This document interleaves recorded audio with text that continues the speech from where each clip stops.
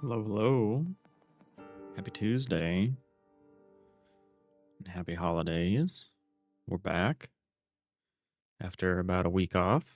Hey, Arneo. How's it going? Look, we're going to have a quiet start here to December.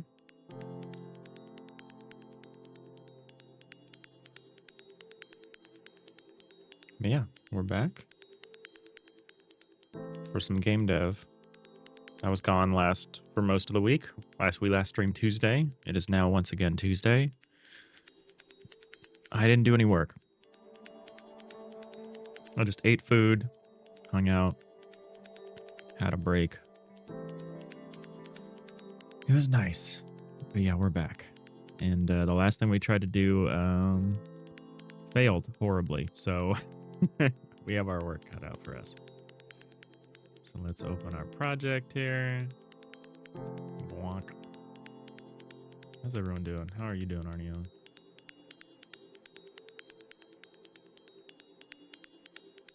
Glad you were able to hop in early here.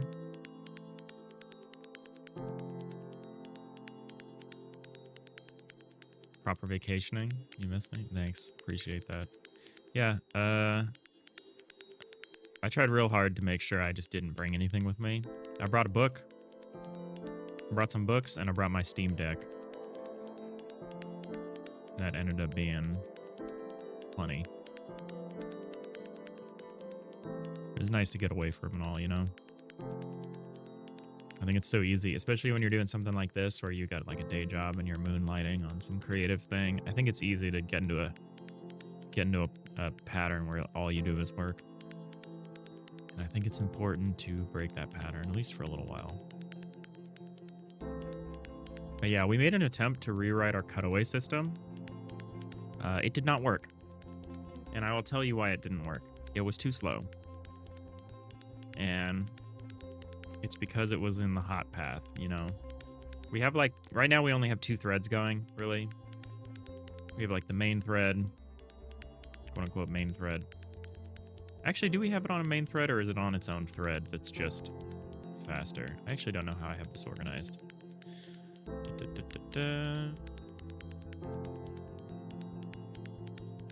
So basically we have 2 different processes with what's happening. Every single frame, or close to every frame, the tile system updates what it thinks it should show, which is great. That's very responsive.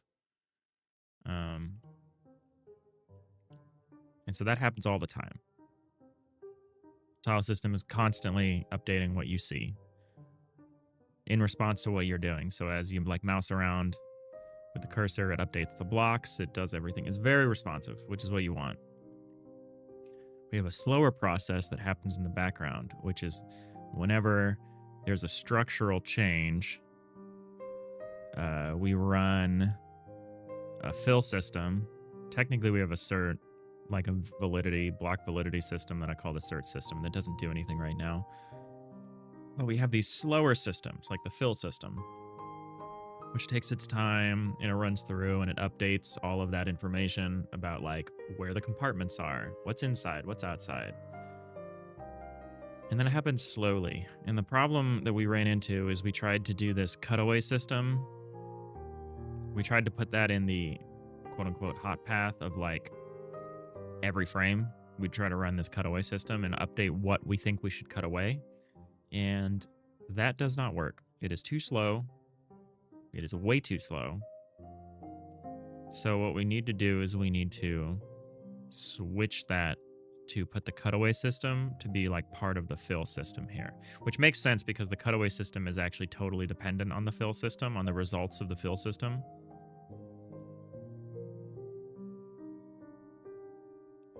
And so we can throw that in here. There's actually an open question of whether the block certification system should actually be in this other thread or to be in its own thing. And it's on a totally different thread, doing its own thing on an even longer time scale.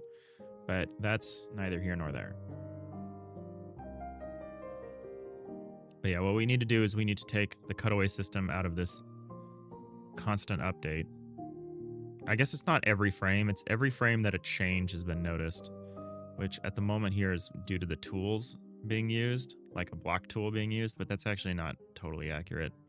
We would actually need to update that if like the camera got rotated or a number of other things. So we want to move the cutaway system here into this, what I call the sync task for no reason, really. I should probably come up with better names for this stuff. I haven't put much thought into how we're going to orchestrate these multiple threads. It's important to me that we do this in a way where stuff is allowed to run for more than one frame without interrupting or without messing up any data that anyone else is working on. I like that a lot better. I've done other things where what you do is like you have like barriers between different parts of the frame, and that works too. It usually depends on you doing everything multi-threaded, so it's like you give all the threads to some stage before the next barrier, and then you do all of that, and then you go on to the next. Arneo, doesn't the cutaway system react to the mouse position? If it doesn't update every frame, how does it update fast enough to react to the mouse? Ah, that's a good point. So there's two different things we got to do. Hey, Scotty McDuber. How's it going? You are right. The cutaway system does need to respond to the mouse. But it only needs to respond to the mouse to decide which compartment to cut away. There's probably a better way for me to explain this.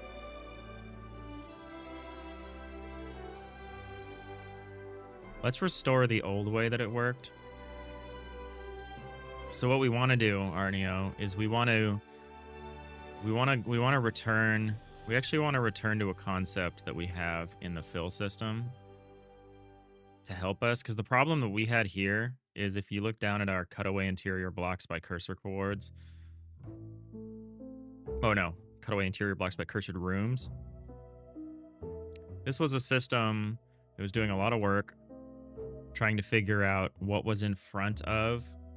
So there's that mouse cursor point, and it was doing all this work to try to figure out what to cut away in front of that cursor point. What we want to do is we want to have that information baked. We want to have that information available when we need it. So when you're mousing in a cursor, I want to already have the answer. Or when you're mousing over a room, I already want to know which rooms are in front of this room. If we were looking at this room from this angle, which rooms are in front of it and what do we need to cut away so that you can see this room. We already implemented a version of that, which I called the compartment hierarchy. We implemented that in the fill system, if I'm not wrong. We don't use it, but that's what I'm thinking, is I'm thinking we do this preparatory work on that slower time scale. Whenever the fill system runs, we rethink the compartment hierarchy based on the result of the flood fill system that compartmentalizes everything. Then we can figure out what the hierarchy is, and then in that hot path, depending on which compartment the mouse cursor is in, we can tell the tile system what to cut away. Hey, Sapphire Starship, how's it going? Happy holidays. Arneo, so when a structural change is made, the fill system updates the cutaway systems about all the compartments, and then that info is available to every frame process that tracks where the mouse is. Yes, exactly. So that way we can update the view rapidly, depending on what the player is trying to look at. But that hierarchy only changes in response to a structural change. So yeah, that's exactly right. That's what we want to do. So I already have this function. We stopped using it because we stopped doing it by compartment.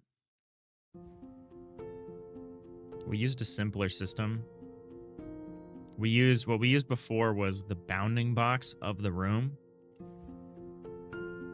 But we're not going to do that because a room doesn't necessarily have a clean bounding box. And that was kind of the problem we're trying to address with this rewrite. How was your vacation? It was good, thank you. Yeah, we had it was just food. It was just food and drink and hanging out with the family and some family friends. It was really great. Thank you. Yeah, I didn't do any work. I didn't bring my computer. I just hung out with people, did a lot of reading. I'm like midway through my latest reread of data-oriented design, which is like kind of the quote-unquote Bible for the data-oriented approach to programming. Which one you shouldn't approach, you know, a paradigm as absolute, but it is nice to read about these ideas. And I played a lot of Halls of Torment on my Steam Deck. Halls of Torment is good. Kind of running out of content, but you know, that's okay. It's really good. Halls of Torment is really incredible example of what you can do with Godot. It kind of blows me away that you can do this much stuff with Godot. Let me see if I can get a good look at it. Man, I didn't buy any games on Steam. But yeah, this game is incredible. I was playing this a lot. The scale of it is amazing. Show me the scale. Oh yeah, there's some stuff about the scale. You'll see hundreds of characters on screen. It's like a Vampire Survivor style game with maybe like mashed up against Diablo. They don't really show you quite enough of what's going on. Like, this is light in terms of the amount of stuff happening. Like, the screen is occasionally completely choked out with monsters. And it runs so well even on the Steam Deck. Super good. Made by Chasing Carrots. Yeah, definitely recommend this if you haven't played this, especially if you have like a Steam Deck or something. Super fun twin stick game. Survivors-like game. Yeah, here's an idea of some of the scale. Like, these are all skeletons. Like, the whole screen is practically full of skeletons. And there's like damage numbers everywhere, so there's like tons of UI stuff happening. Lots of effects. Pretty incredible. They can run this on even a limited platform. But yeah, how are you? How's everyone doing? I don't know why I went into that. I just like celebrating any Godot game. And that is a Godot game.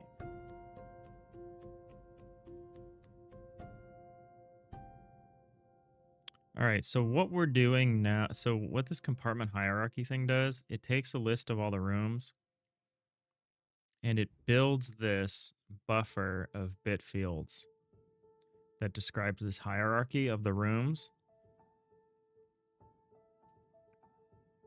It also gets fed some kind of count. Oh, because if there's only one room, if there's one or fewer compartments, this doesn't need to run. And so what we do is we set up this bit field. We get a room from the buffer at the coordinate. How do we determine where we start? Oh no, it doesn't matter. It doesn't matter. I remember.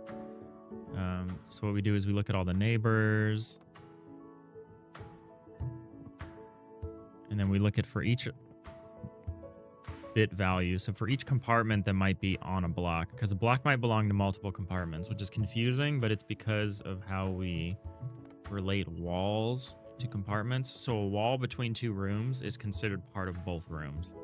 And that's super helpful for things like, what if that wall is destroyed? Which two rooms are now connected? Hey, Random Journey. How's it going? How have you been? Apologies, I'm going to eat the rest of my breakfast, which I had rather late. Turns out when you take PTO and there's a holiday, work is kind of crazy when you get back. So I still feel like I've only just feel like I've caught up on all the emergency stuff that happened at work while I was gone. So I didn't eat breakfast in a timely manner, so I'm doing it now, so apologies.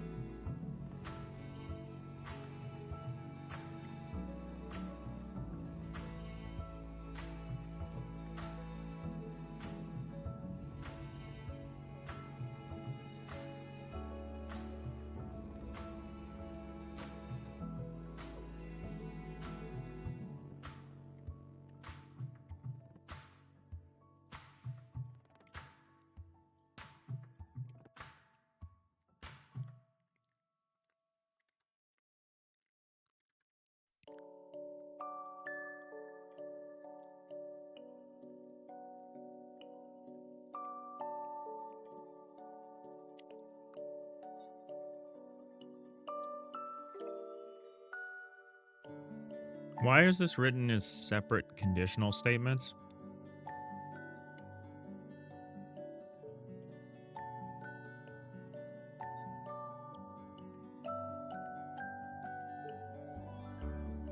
It's quite horrible how this was written here. So this hierarchy, updating the hierarchy for each compartment is pretty easy. Hey, Mr. Mago, it feels like years. It's been less than a week, but yeah, it does. Feels like it's been a while. Thanks for the hydrate. I'm gonna drink coffee. Close enough. It's like 98% water.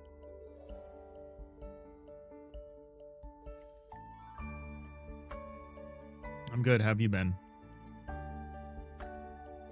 So everything falls apart when you aren't at work? Yes. Yes. More specifically, nobody does my job when I'm not there. Which is job security for you. Does make it hard to take time off, though.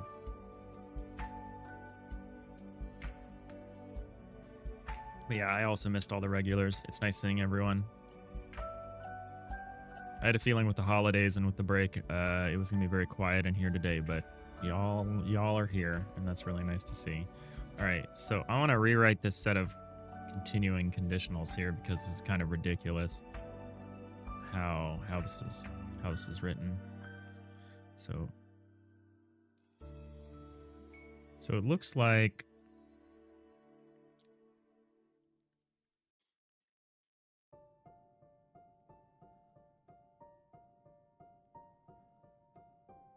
I could write this as one big branching conditional thing instead of 4 separate ones.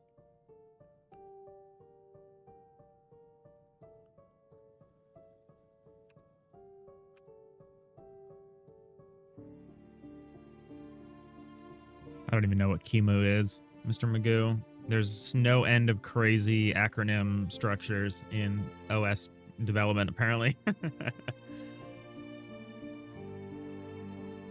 Rannon, you're doing good. You got a giant wearable blanket. You probably won't leave it until winter's over. Nice. Yeah, I've been, my central heating is still busted. To be fair, I haven't asked the landlord to fix it. Because the problem is the thermostat, and I feel like I could fix that, but I should probably just ask them to fix that. But yeah, it's been hard. It's been hard to heat the apartment since I got back. It's gotten very cold all of a sudden. Sunday was the coldest date for that day on record in like 100 years in San Francisco. It's crazy. Crazy cold winter we're having so far.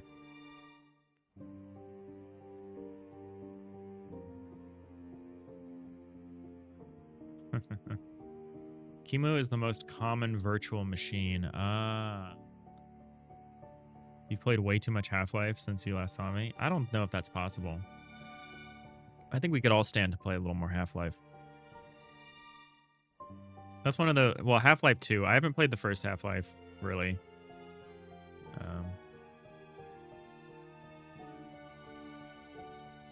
I want to play the Black Mesa mod for the original Half-Life. But Half-Life 2 is one of those games I can go back and play every, like, 5 years.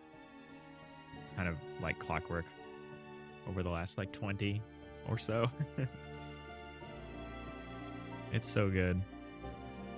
I watched that documentary on Half-Life 2, on developing Half-Life 2.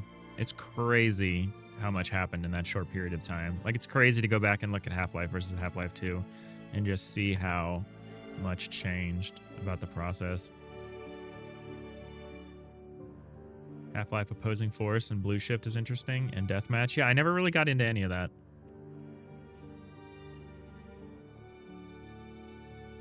I think at the time I was more... Well, not at the time of Half-Life. It was one of those things where, like, Half-Life was a little too early for me, but Half-Life 2 was exactly at the right time for me. But I think at the time I was more playing, like, Warcraft custom games and stuff, so I wasn't putting a ton of time into those.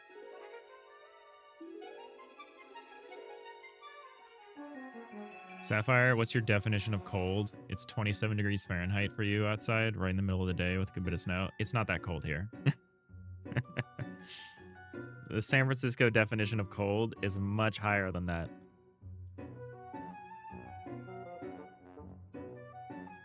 You're watching a video where the Half-Life 2 devs watched a Half-Life 2 speedrun under 50 minutes. That's crazy.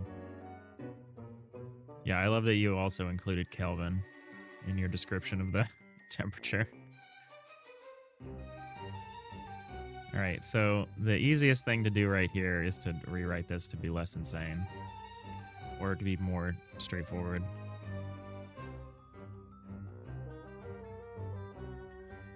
Let's ease back into the work, because I don't remember what any of this is or what I'm doing.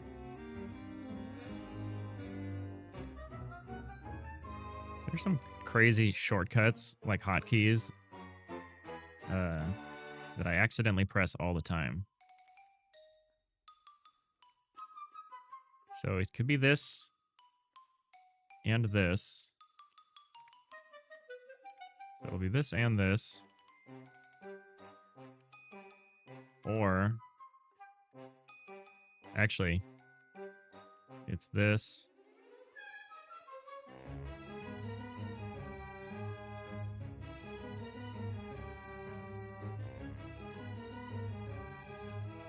It's this and this.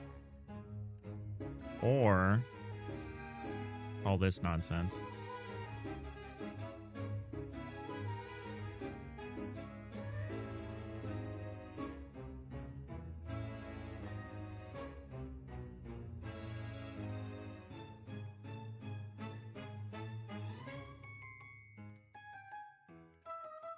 Oh my god. Why? Come on, writer. You're killing me with this indentation. That's my fault. I'm doing it wrong. Okay, here we go.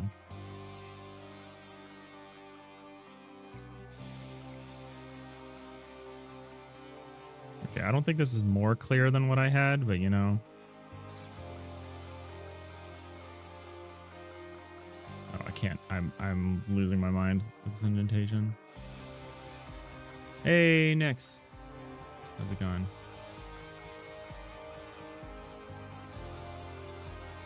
Oh yeah, the song titles are weird because we're on a weird radio. I forgot.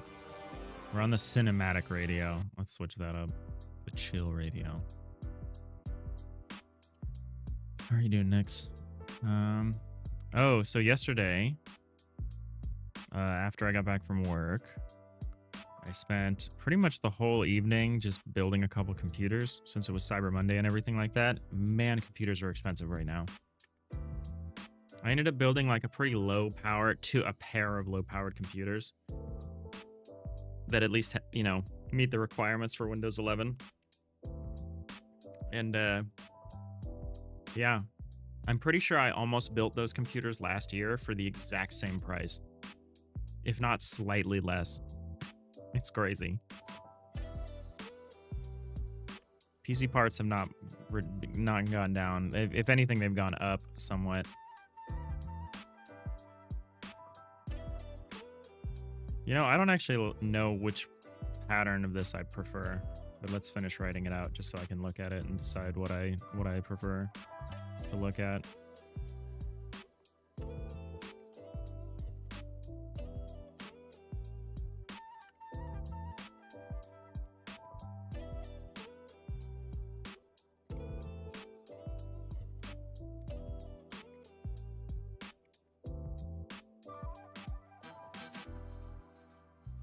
So this is indented too far. There we go.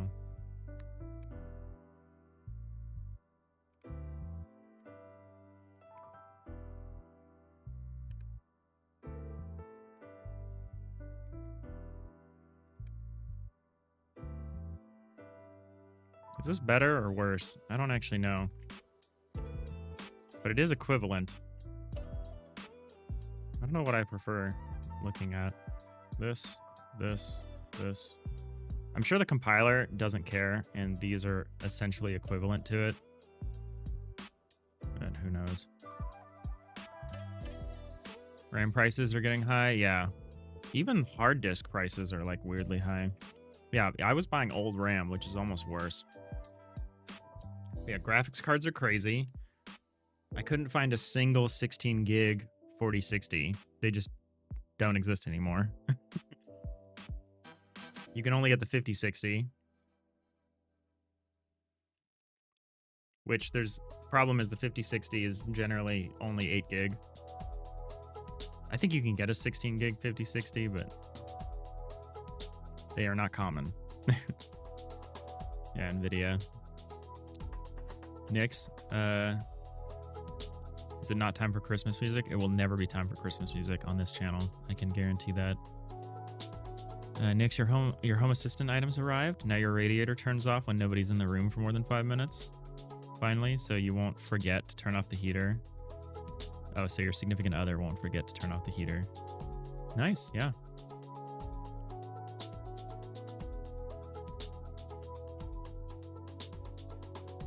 You have a 5060 16? Yeah, I could find the 5060s. I could not find a 4060 to save my life. Not that I should prefer one or the other, but I was like trying to go. I figured if I went for older stuff, it would be easier, but not the case. But yeah, I had to hold back.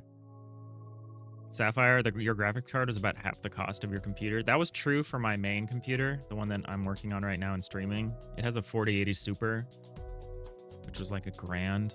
And the whole rest of the computer was also like $1,000. So yeah. But I did better this time. Better, quote unquote. I restrained myself and I built 2 computers for about $1,000 each. A little more. A little over $1,000 each probably. Once you add in like Windows keys and stuff like that. And peripherals or whatever. But yeah, I exercise some level of restraint. Which is okay. These are backup computers. They don't need to be incredible. They're not like 4K gaming rigs or anything. They're just replacing 2 Windows machines that are stuck on Windows 10 forever. Yeah, I guess I prefer this way of looking at it. I'm gonna comment this out in case I actually got it wrong. It's not the same behavior. But what are we even doing, you might ask? We're trying to build a compartment hierarchy. Negative Z block. I feel like we need to do this. Oh, yeah, we need this. We need this part. We aren't doing this part for some reason. I commented out this part, and I don't understand why. Because we actually very much need this part. Let's see what this did. Oh. This uses a helper function that I don't have anymore. How do I convert this to what I've currently got? You think you'll go AMD for your next? Oh, for the card? Yeah, I haven't done that. I think if I built a Linux box, I would go for AMD. I ended up getting these are deeply budget machines, so I ended up getting just 3060 12 gigs, which is fine for what I'm going to use them for.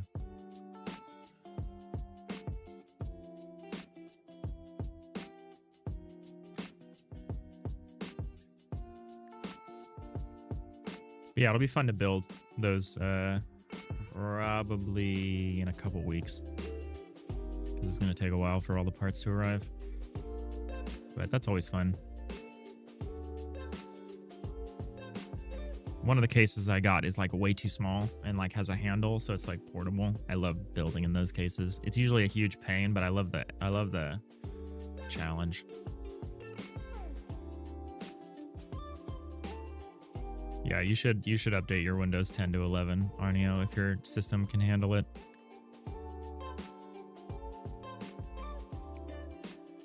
If your system can't handle it, you should think about using something else. All right, so how does this work? Parts. Parts are the old way of referring to rooms. Oh, but negative X block is already a room, so we don't have to. This is back when I had multiple. When we had multiple fields in each block buffer, which is bad to do it that way. Cannot apply and operator to block rooms and block rooms? That can't be right. Oh no, I didn't write that, huh? I should include those operators. I should include all these operators.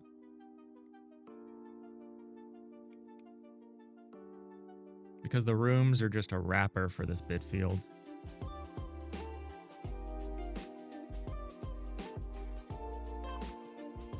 So we should have those operators here.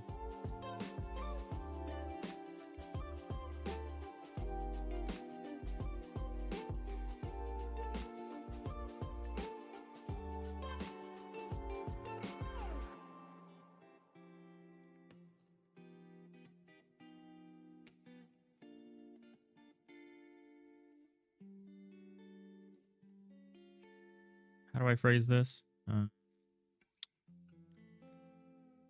Bit field 64 dot.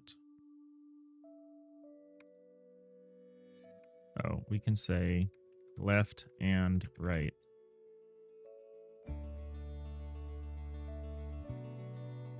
Operators recursive on all execution paths. Oh, we can say bit left dot value and right dot value.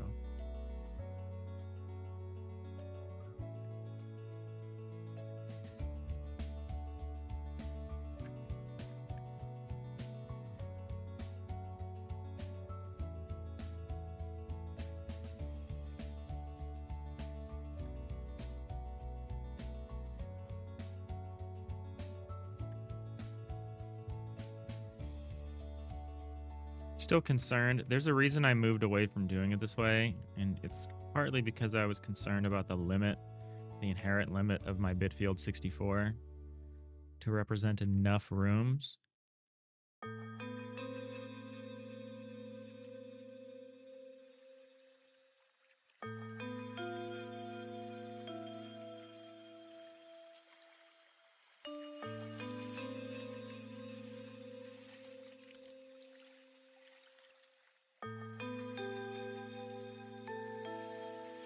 Okay, so that's handled.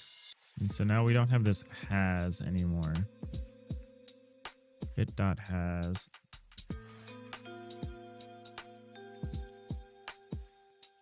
Who are we checking? Negative. Oh, we're saying negative z block dot has.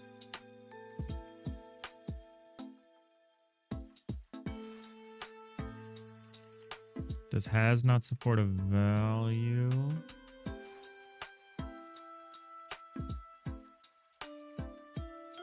Oh, that's just an equality compare. No, it's not. It's not an equality comparison. We need to write that. So we need to say public bool has.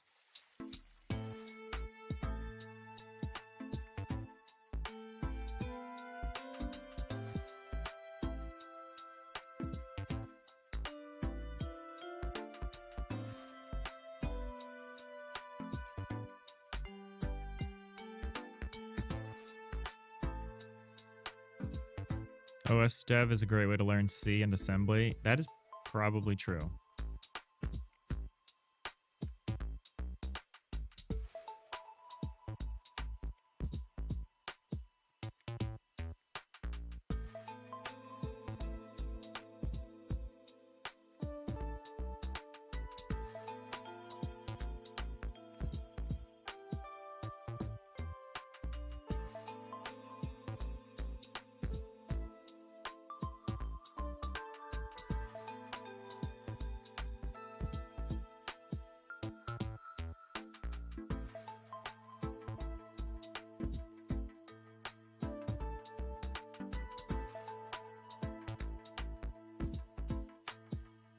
Nix, you talked with your landlord today. There's a chance they'll be nice and agree to the new fiber optics contract you want to make with the ISP.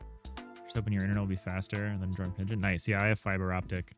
It really helps when you're doing something like I'm doing and you're like multi-streaming, because I'm sending out easily 50 megabits a second streaming upload, and that's not easy. I mean, technically it is easy, but a lot of people don't have, you know, a lot of times your upload is much more heavily throttled than your download, but my ISP is super nice and my upload is identical to my download because it should be. And yeah, it makes it easy for me to do stuff like this, but I couldn't imagine doing any of this without fiber, really, honestly. How nice is it to be working on something other than edge cases? Yeah. Well, I would call this a kind of edge case because we're working on being able to detect which rooms are at the edges of other rooms. But yes, it is nice to not be working on the auto tiler for a second. Although all of what we're doing here is ultimately in service of the auto tiler. It's all in service of the auto tiler. Tiles for the auto tiler.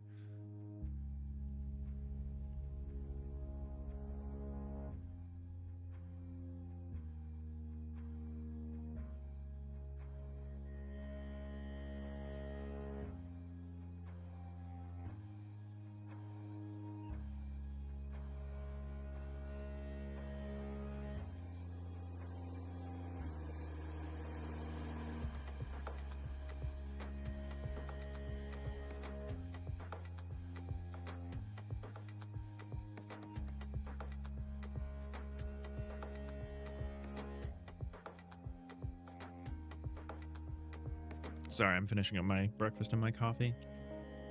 Rhiannon, you've decided to write your game in C#. GDScript is nice enough, but you really don't like white space dependent languages and you want a better IDE support. You've done a bit of C# stuff a few years back, so while you have some familiarity, it's not something you know the most, but you already feel more at home with it. Nice. Yeah, that's great. I think that's a great reason. Yeah, and you don't need to be crazy like me. Like I like walk on eggshells around the Godot API when I'm in C#, and there's no reason for me to do that. I'm just crazy. I don't like the interop stuff, but it's fine in most every case. I've never seen anyone have a problem where they're like, man, the interop between C# and Godot is so expensive. This is one of the I'm architecturally like prematurely optimizing. But yeah, I think that's great. I think it's a great reason. So excited to see how that goes for you. Happy to answer C# questions. I'm still getting used to like modern, quote unquote modern, new C# features, but there's a lot of nice stuff there.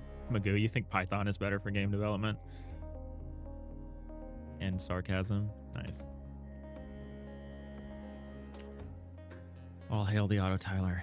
Yes. Thou shalt be rendered unto the auto tiler. All right, so what does this do? Bit count is equal to 1. Bit.count parts. Parts. Whose parts? So the rooms. So I'm asking, so if negative Z block is default and negative Z has the X block and the Y block rooms,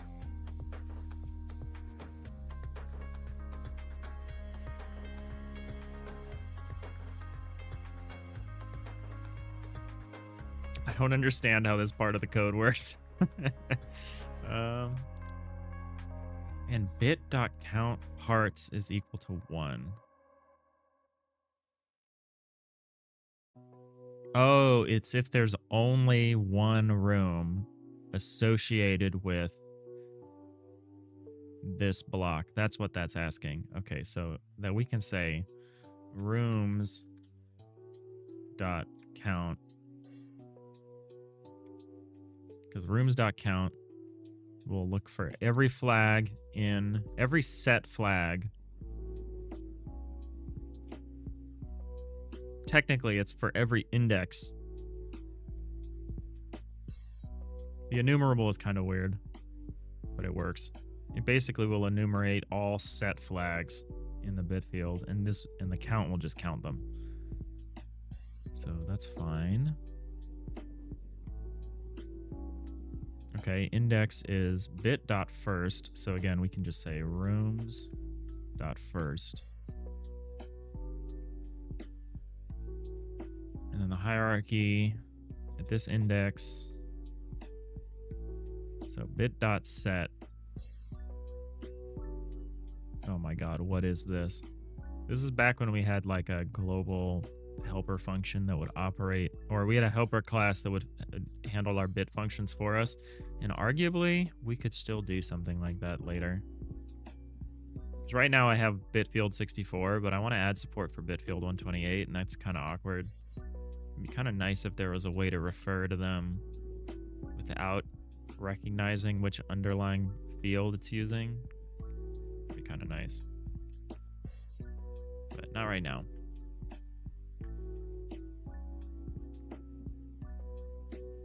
Next, what are you talking about? With Blazor Razor, you use C# JavaScript interop for some things.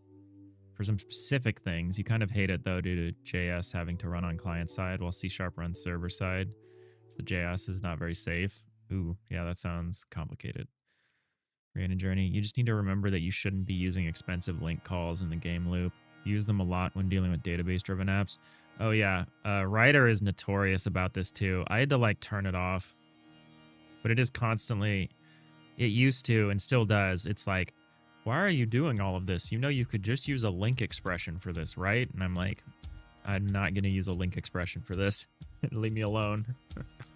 I think I changed the writer settings so that it wouldn't do that. But I think it still does sometimes. It's like, why are you doing it this way? You could just use a link expression. Nix, you love Link. You didn't know it was that expensive. Yeah, the problem with Link is it has to do with the way... Well, I actually don't exactly know how Link works, but the way it was explained to me is it has to do with the objects that it operates on and the fact that it doesn't know in advance. I think it has something to do with its just-in-time kind of nature. I don't know. I don't know. But yeah, it's rough. You're not familiar with Link?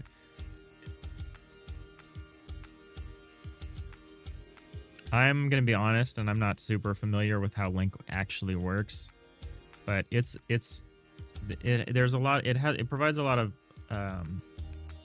expressions for doing things simply. From your perspective, from the human perspective, it provides you a very simple way of doing things. It's like Rhiannon said, it's like almost like a database kind of style thing. It gives you like a way of operating on that kind of like a database style operations, but it's not simple on the back end. Good night, Mr. Magoo. Take it easy. On the back end, it is very complex, is my understanding of it. But I don't know. AI War and AI War 2. AI War 2. I actually don't know about AI War 2, but AI War was written mostly with link expressions for the logic, for the gameplay logic. And it's pretty high, it's pretty large scale. You can kind of see, oh my god, you're not going to let me see. Open image. But AI War 2 is super large scale. Like, this is like tons of ships flying around on just one system. There's many systems. It's like a huge game. And AI War was pretty famously, all the gameplay logic was written with Link. Because when you're dealing at this scale, you're dealing with, you know, an insane amount of stuff. And it apparently worked just fine. So, yeah, I think you need to be careful when you use Link, but there's definitely reasonable applications for it. Yeah, I don't know if AI War 2 used it, but AI War was at the same scale. And AI War was written with a lot of that. It's probably mostly fine. Like, most of what could be slow about something like AI War has to do with, like, instanced rendering and stuff. Like, you get around that, you're probably less concerned about gameplay stuff. I don't know. So how do I rewrite this? So we're setting this field with this bit at this index. So it's actually, it should be -zblock dot clear index.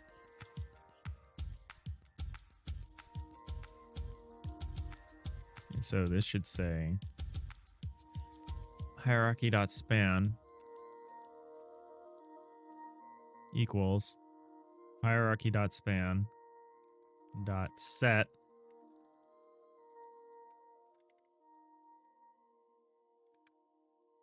Is that it? I think that's it.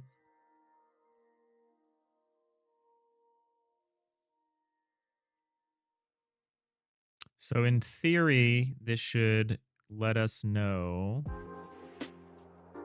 This should handle the vertical cutaway. right now this only works with the base camera view. Like this is not going to work once we start rotating the camera again, which is really something I just have to fix. I've been ignoring it for a long time.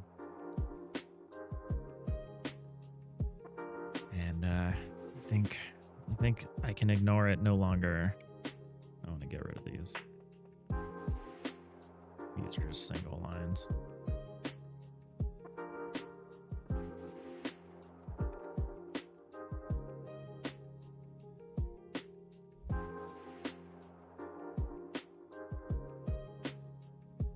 Could be easier to just say hierarchy.set room.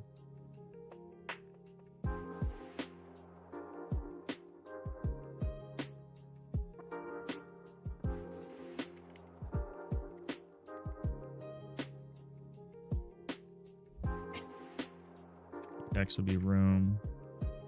Value would be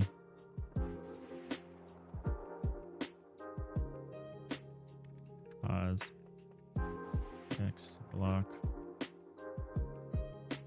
Not clear. Room. How would that work? Span index equals value. Oh, so it would need to be set room. It would need to be a hierarchy dot span room dot set. Okay, I see why I didn't write it this way. That's not actually more helpful.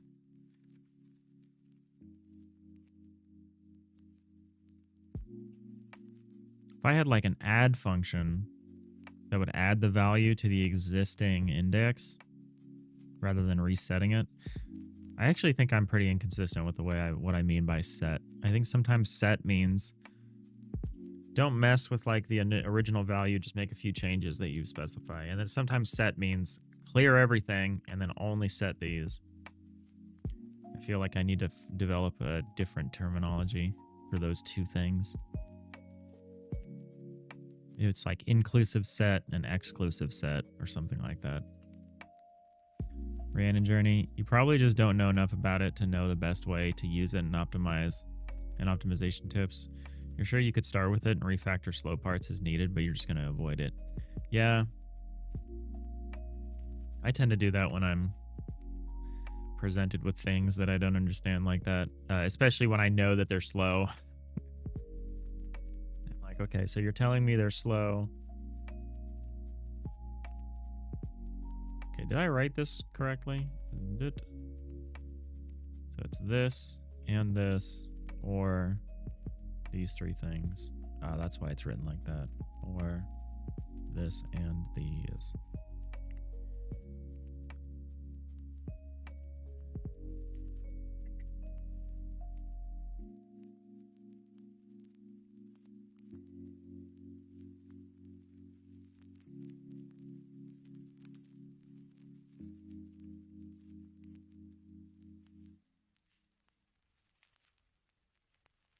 Okay, this should give us our compartment hierarchy. Should this just be part of the fill system? That's kind of where it is now. I think it should. And then the cutaway system can depend on this.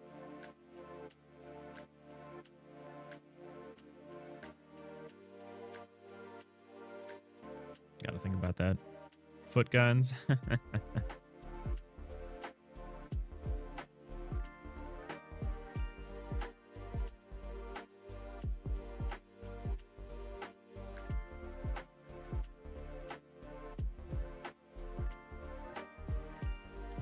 I don't think Link is a foot gun. I think it's very useful for people who care about different things. Like Grand Journey was saying, it's if you're in a database, if you're doing database stuff, maybe you don't care about the cost of using a link expression. But yeah, if you're in the hot path of like a frame update, maybe you don't want to be doing link expressions.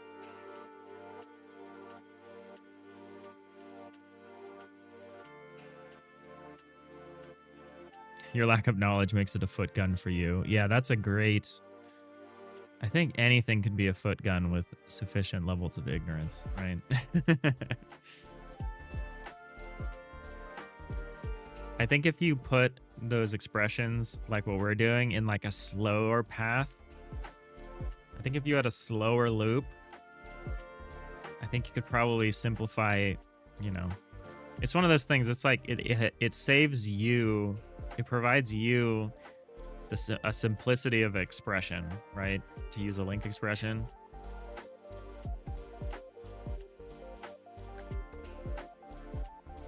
And I don't know, that's not usually what I'm optimizing for. I'm not usually optimizing for like writing the least amount of code or something like that. Like part of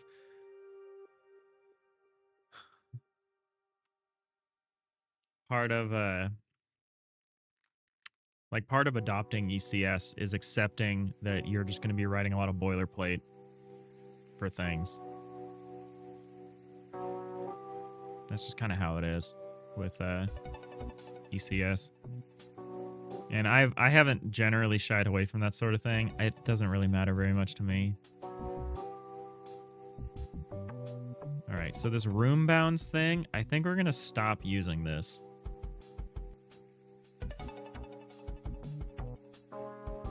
I'm just not sure if we can. I have a feeling that the room bounds is actually used by a lot of things.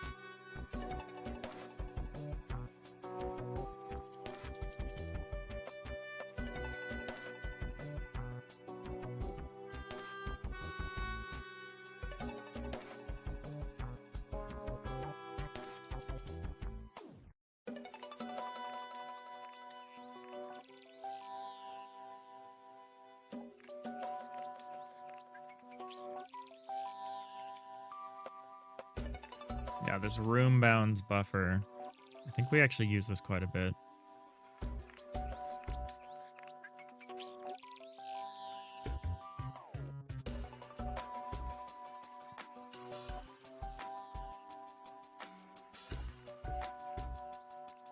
All right, we have an XKCD comic for this. Let's read it.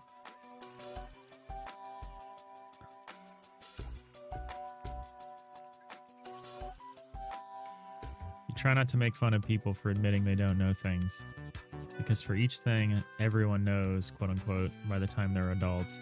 Every day there are, on average, 10,000 people in the US hearing about it for the first time. Yeah, I like this. I like this fraction of people who have heard of it at birth, 0%. Fraction who have heard it by 30, 100%. US birth rate, 4 million a year. Number hearing about it for the first time, 10,000 a day. If you make fun of people, or if I make fun of people, I train them not to tell me when they have those moments, and I miss out on the fun. Aw. Diet Coke and Mentos? What's that? Oh man, come on, we're going to the grocery store. You're one of today's lucky 10,000. I think you should strive to be one of the lucky 10,000. Saying what kind of idiot doesn't know about the Yellowstone supervolcano is so much more boring than telling someone about the Yellowstone supervolcano for the first time. Exactly. That's fun. You didn't even have to open the link to know it's the lucky 10,000. That's so funny.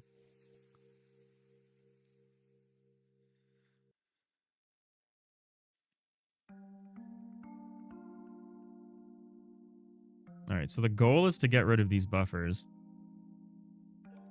The real question is who is using these?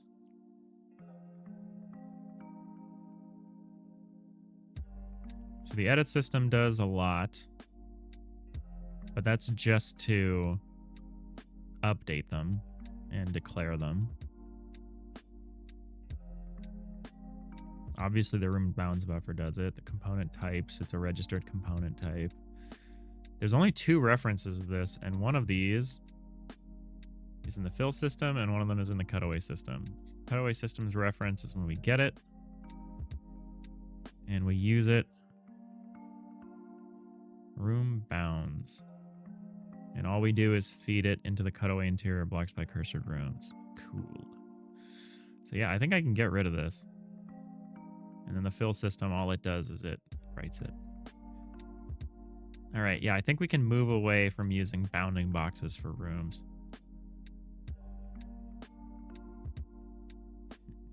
Positive pedagogy. Yeah. You should try to be generous and, you know, gracious with people who don't know stuff. Because the person who doesn't know things is often me.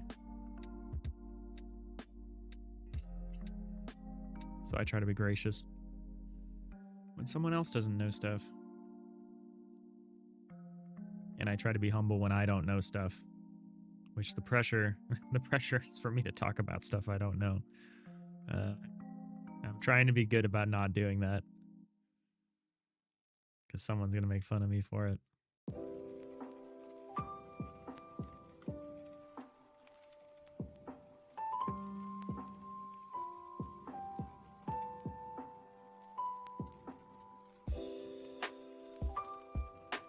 All right, we're heading into ads over on Twitch, so hold on to your ads. So I think we can move away from using this room bounds buffer thing, and we're going to switch over to using this compartment hierarchy, which for one thing, I have to pick a different way to store this because we actually need different hierarchies for different camera angles, and I'm actually not 100% sure how I want to store that.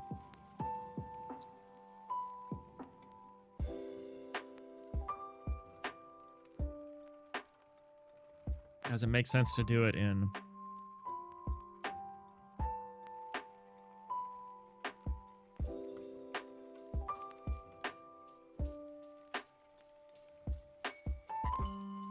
you know, arguably we could just store 3. Like we could store the compartment hierarchy for the angle that we're looking at, and we could do the other 2.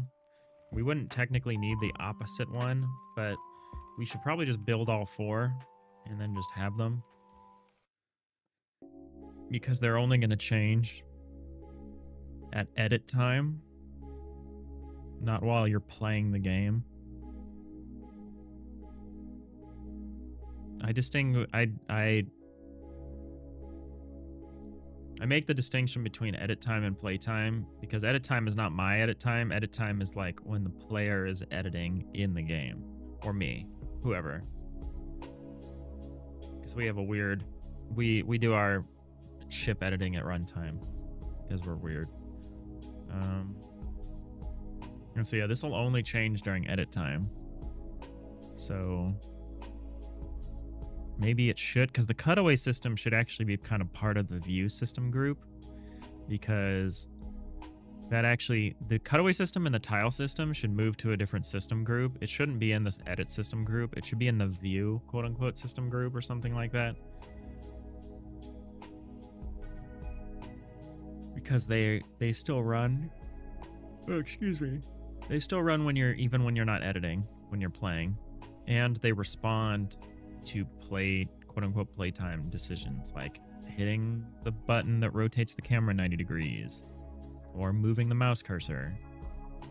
So we should really split these out. So I think we should do the compartment hierarchy. So get compartment hierarchy. We'll leave it right here. I think this works the way it's written. I hope it works the way it's written. I'm pretty sure it does. I'm pretty sure we've used this before. We originally decided we thought that the compartment hierarchy model was too aggressive. It cut away too much. But I think I'm going to accept that as like a necessity for what we're trying to do. I think I'll accept that as good enough.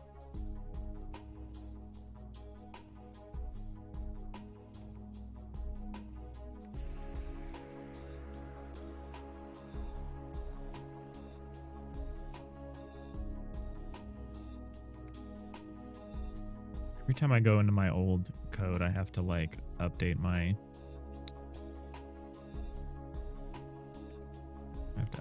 formatting. I'm always trying out different formats, and I'm always annoyed when I go in and look at it. All right, so we have the interior flood fill. We have this set room bounds function, which we want to stop doing. We have this get compartment hierarchy. We have this exterior flood fill.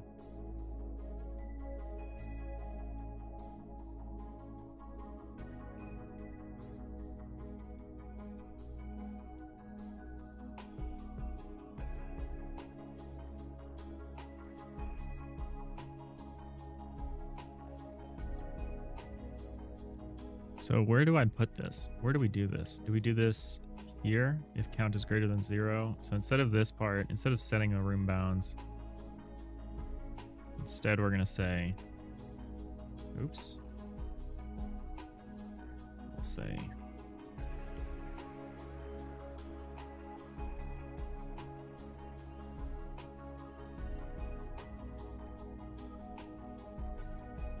all right, what does the get compartment hierarchy return? Okay, so it gets us, so this is our buffer of rooms, and then this is our buffer that's the hierarchy.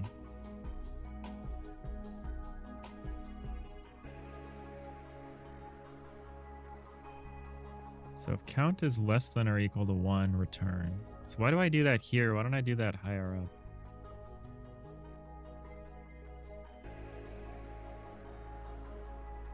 What I should be doing is I should be redeclaring that buffer, whatever this hierarchy buffer is. Buffer read write bitfield 64. I don't want it to be that. I guess it could.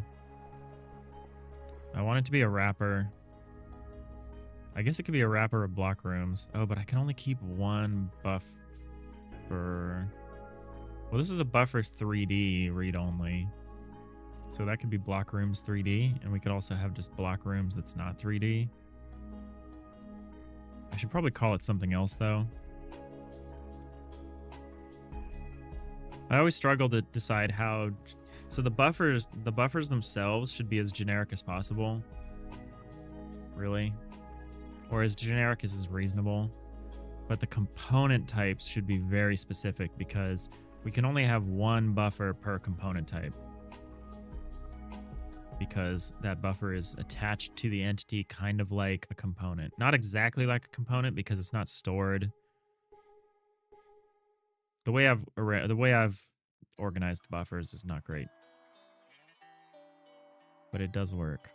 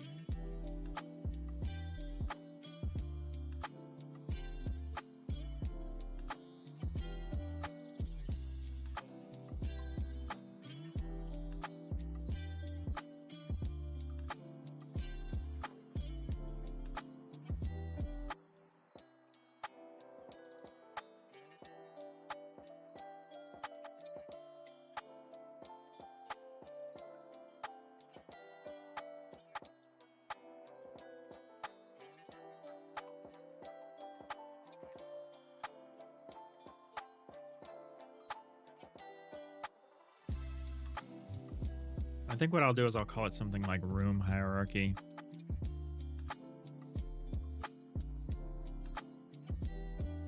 I could also just call it a compartment buffer, but that's not really accurate. Yeah. I want to name like I said, I want the component like coord buffer v3. This is like so useless as a component type because this implies that an entity can only have one coordinate buffer vector 3 because that's what it's called. You can only have one instance of a component associated with any entity, right? That's the whole point. So we need a more specific name than this. Is this even used for anything? Who's using this? You're just declared and not used. Okay. So yeah, a component like this is awful. This is terrible. What it should be, it could be something like, we could call it like a ship positions, or we could call it like target position buffer. That would be great because then it's like, okay, it makes sense that each ship might only have, you know, one buffer of targets, right?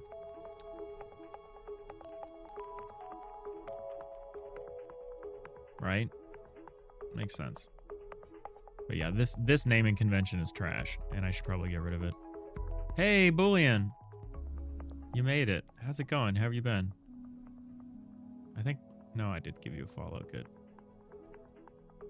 Sorry I couldn't hang around last stream. You finally made it. To be fair, we haven't streamed since we rated you last week.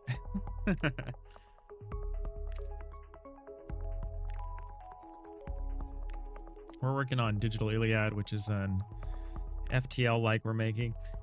Oh, excuse me. It's an FTL-like we're making in isometric 2D. We're working on a cutaway system that lets us peer into these 3D ships and determine which rooms we want to show. The way you would have a cutaway for like a naval ship or I mean, I'm sure you've seen like a book that has like a cutaway of like a train or a building or a ship or something.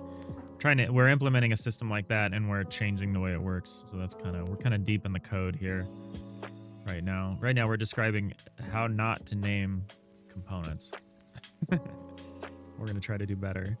So what are we going to do? So what we want to do is we want to say something like room hierarchy. Is there a better synonyms for hierarchy?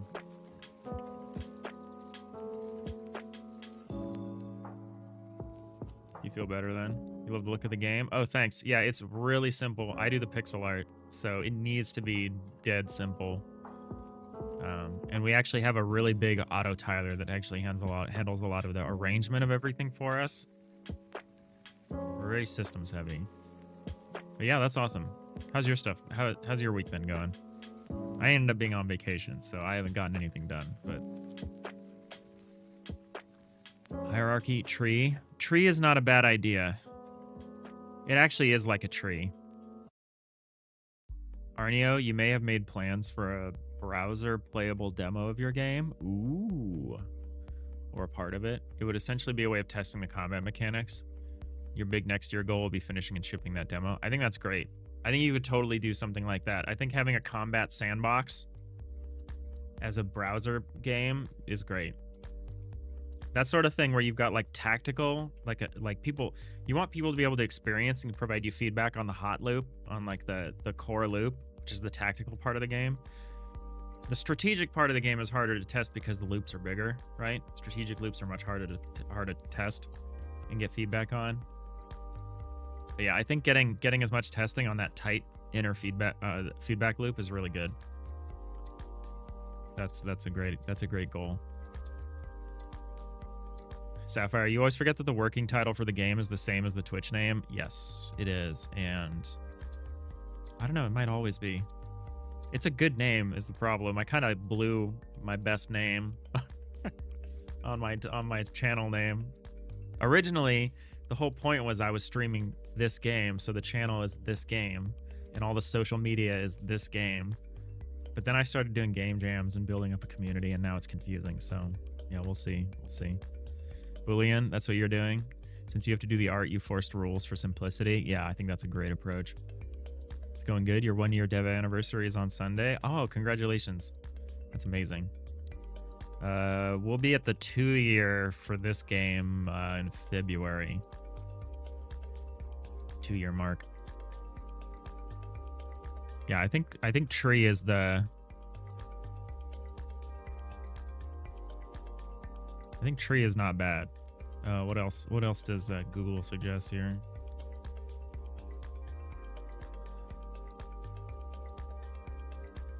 There are not good suggestions. Ladder, ranking scale, series, level, sequence. I think tree is good. Tree is good. We're gonna call it a tree. We'll call it room tree buffer. Room trees. I don't know. I liked hierarchy.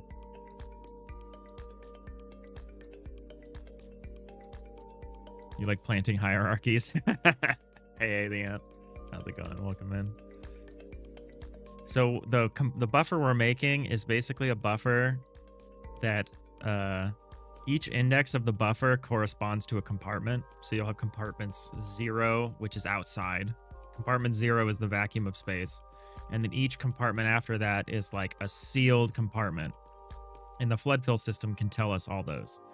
And we know where they are because of the block rooms buffer.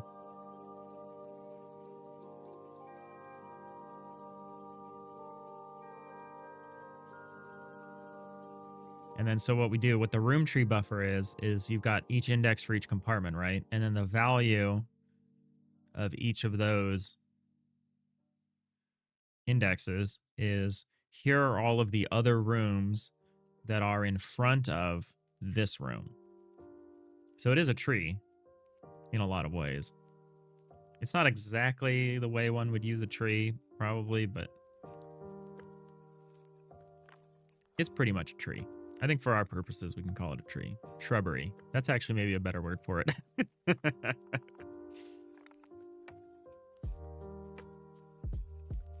Room hierarchical tree system. That's horrible. That's so long, Aviant. Nothing wrong with your suggestion. I waffle back and forth between really short names that don't describe anything and really long names that over describe everything. And I think I'm swinging back to my short names that don't mean anything phase. You can tell when I was not like my tile set atlas index buffer X. That was during my let's make the names long, and so I actually know what they are. And then coord buffer v3 is during my this name is so short it means nothing. Doesn't actually tell me what the buffer is for. So yeah, so we had a room bounds buffer. Now let's say I could call it like room order, but I don't think order is much better. Maybe order. Oh, I could use obscure or obfuscate or something like that. Synonyms for obfuscate, because what we're trying to do is this is a hierarchy of rooms that are in front of other rooms.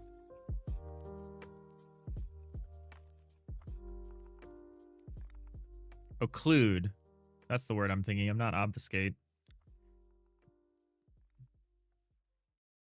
Although I think they're relatively similar. What are some words for occlude? Block. That's not going to help. That doesn't help.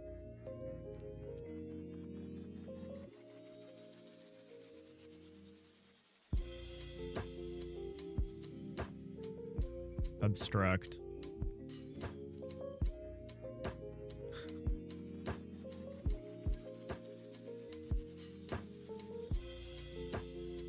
It could be a mask. Room draw order. That's actually not bad.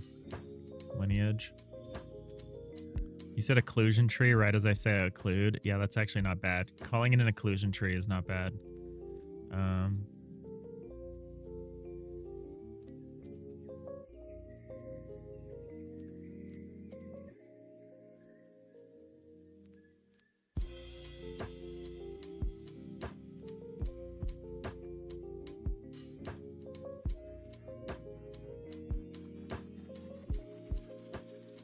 I'm still not sure how I want to just call it room thing. The other thing is we need 4 of these because we need one of these trees. We need a tree for each camera angle, and the game supports 4 camera angles. So how do we want to do that? Do we want to just have 4 separate buffers? That's probably what we want to do. So it would need to be like room, view, tree, and then I would need to specify the 4 angles. I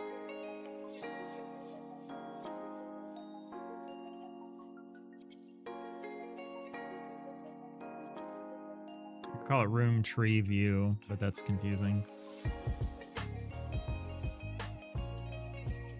Occlusion tree is pretty good. It's pretty long. I guess it's going to be long. Long is okay. Let's make a struct. We'll call it room. Like, I call them compartments instead of rooms. Probably should just call them compartments. But room, tree, view.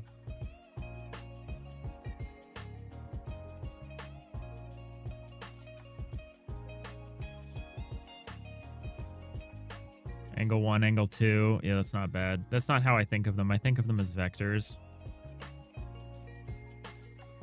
But I could also call them 0, 90, 180, 270. I've done that before too. I don't like that because they're different lengths. I also like my variable names to be the same length. All right, room, tree, view. I could say -x, -y. Buffer. Look how horrible. So this name is the worst possible name because it is both long and means nothing. Room, tree, view, -x, -y, buffer.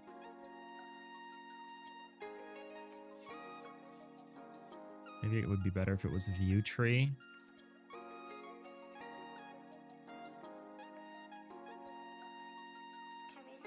I think I'm going back to hierarchy. We're just going to call it the room hierarchy buffer for now. You know, I could have a single buffer and we index into it based on the angle rather than keeping 4 separate buffers. Because you're never going to have 4 separate buffers. Like, they're never going to appear like, no, we're never going to be in a case where we only have 3 of them, right? We're always going to have 4 of them. Room succession. That's not actually bad. Room bloodline. Oh my god. At least you're pursuing the idea to a conclusion. I'm not going to say logical conclusion, but I'm going to say conclusion. All right, my coffee's getting cold.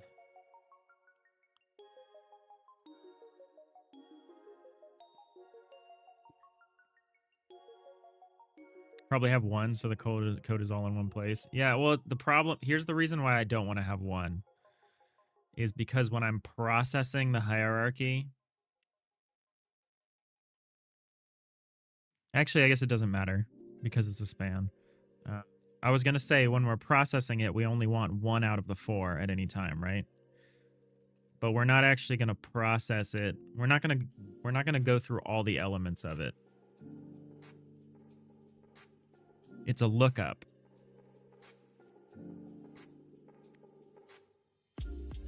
It's not something we're going to iterate through every index of. It's something where we look up, we're like, where's the...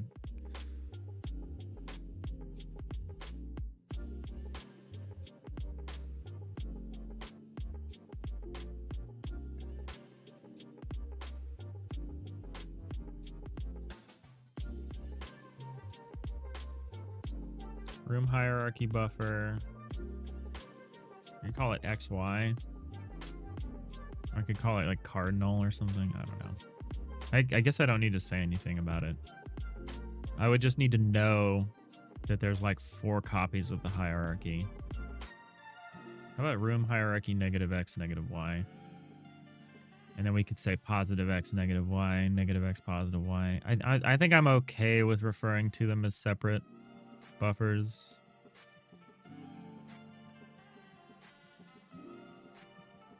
We don't pay a lot.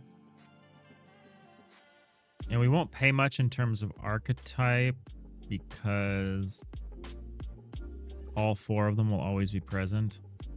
I don't know. We could, it's true, we could just, you just multiply whatever index. Like you want room 4. It's like, well, if you want room 4 and you want room 4 from like whatever the 4th angle is, then you just multiply that index by 4 and you get that new index. We get the index for that camera angle if we think of it as a sequential series of camera rotations. How do I refer to those different... I kind of want to see how I refer to those different camera angles. Hey, Jesus. Is this C# and ECS and Godot? Yes, it's a horrible chimera of things that are happening here. Welcome in. How's it going?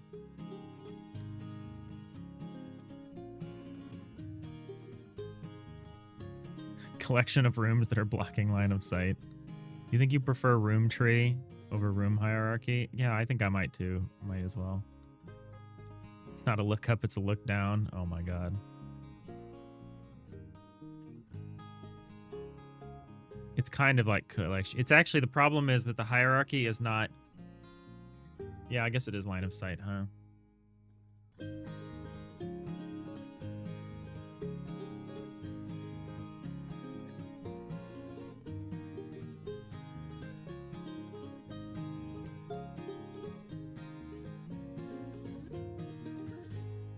So where's our reference to view?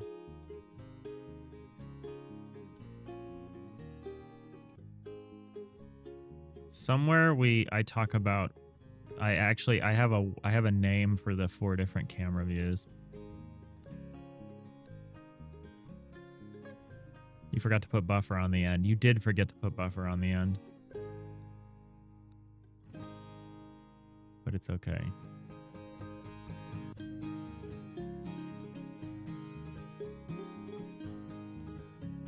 I actually don't remember where we handle this. Oh, it's called angle. So yeah, this is my enum for the different camera angles right now. There's angle 0, angle 90, angle 180, and angle 270.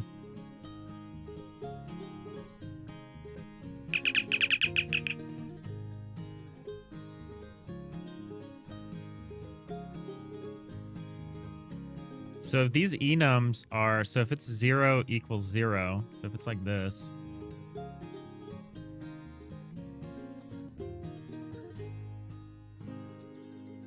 then we can actually have just one, and you just take the angle of the current view and you just multiply the index that you want, and the system will just get you the correct... You'll get the correct index, and we can put it all in one buffer. So I think that's what we'll do. I think putting it all in one buffer is the correct decision. I say, like, wagging my finger at nobody in particular.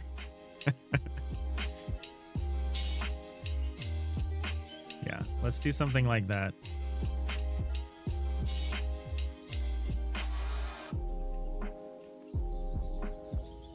But how's it going, Jesus? Welcome in.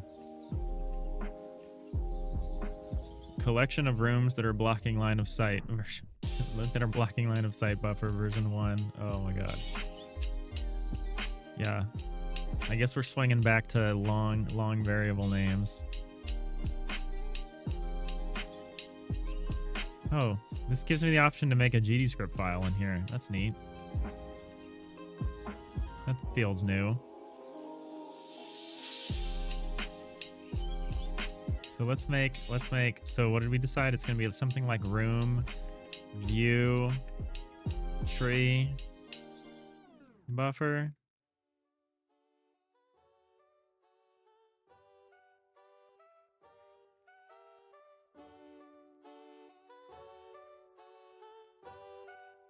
I don't know if I like the word view, but I feel like I want to make explicit what this tree is for. Room view hierarchy. Room viewing hierarchy. Buffer.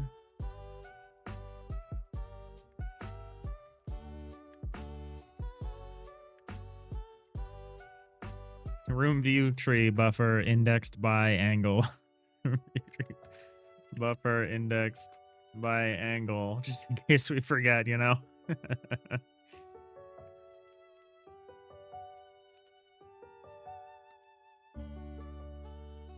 Room quad view buffer. Then I think it's a buffer of quads though. And then I'm going to be expecting like vertex data in there or something.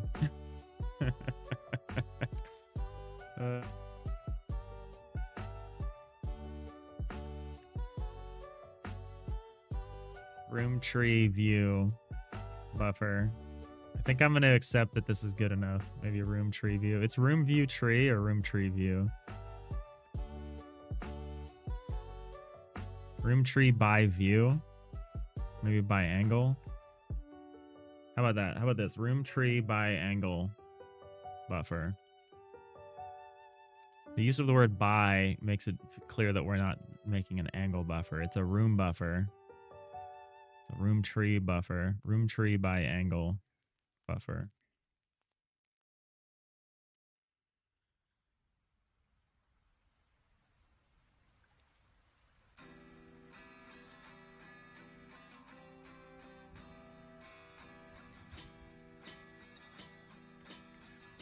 Maybe just room view tree.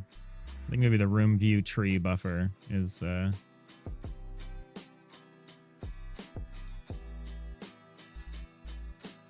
closest. What is the line that would be considered overthinking it? Oh, we passed that line at least 30 minutes ago.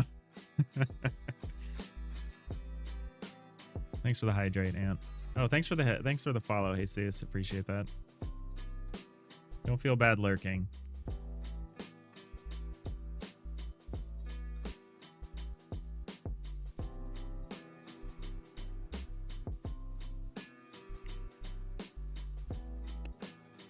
Look, the game might be late by a few years, but the variable naming will be immaculate. Look, the variable naming is very important because a few months from now, we're going to go look at this and we're going to be like, what is this buffer for? And more specifically, what's in it?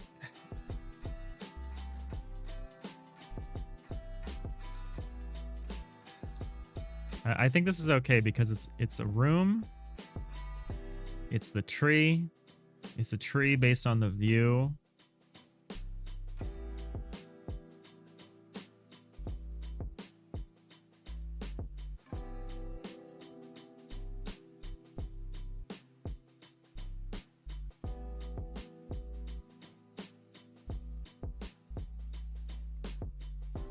I still want to just call it a room hierarchy buffer.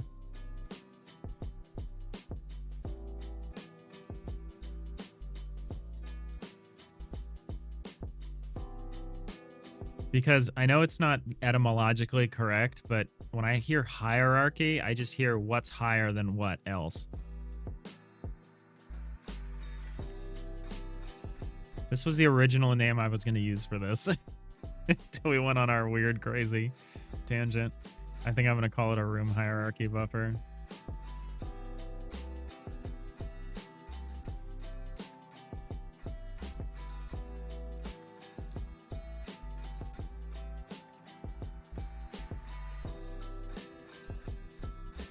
You know, here's a conundrum.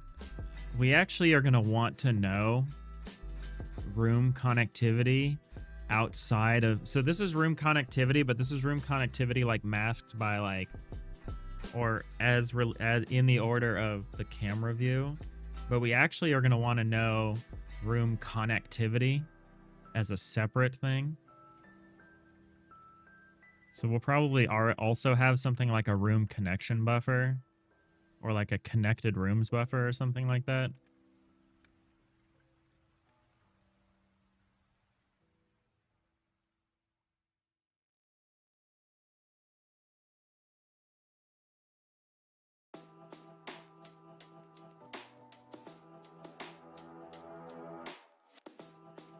I wonder if there's a way to do this.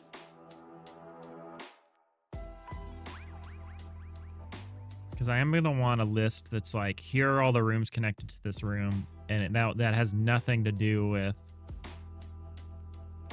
the camera view.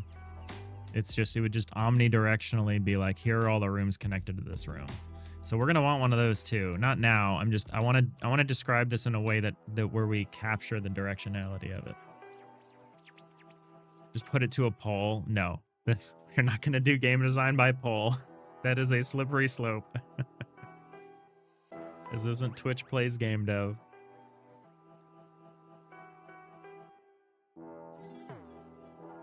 Let's name it Joe. Joe is short for Joseph Room Hierarch Buffer the Fourth. Yeah. Would that be a graph? Couldn't it encompass both? I think it could. The thing is, I don't think it could with just the way we wanted to encode it, which was just as a simple set of bit fields. I think then we would actually be making a tree where we describe like where we organize it like directionally.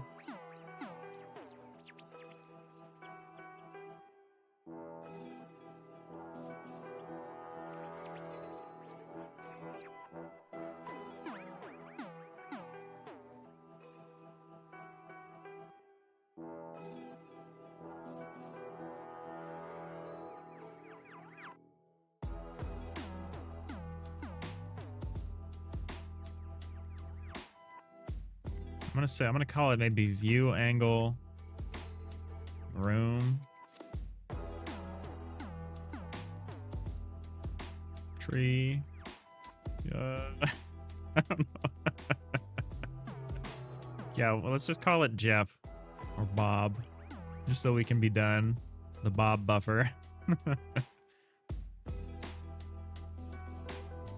Twitch plays game dev is a peak idea. It would be interesting. It would be interesting. Doug made a video on it, making Snake 2. That's funny. Billy the Buffer, yeah.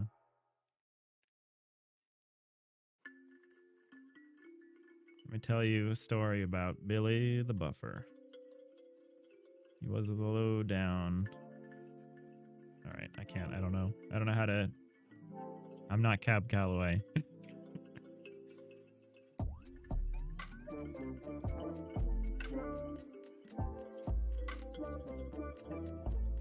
Arneo, you love naming things. You feel you may have incurred some overthinking here. I'm okay with that because honestly, we're dipping our toes back in, and this is the kind of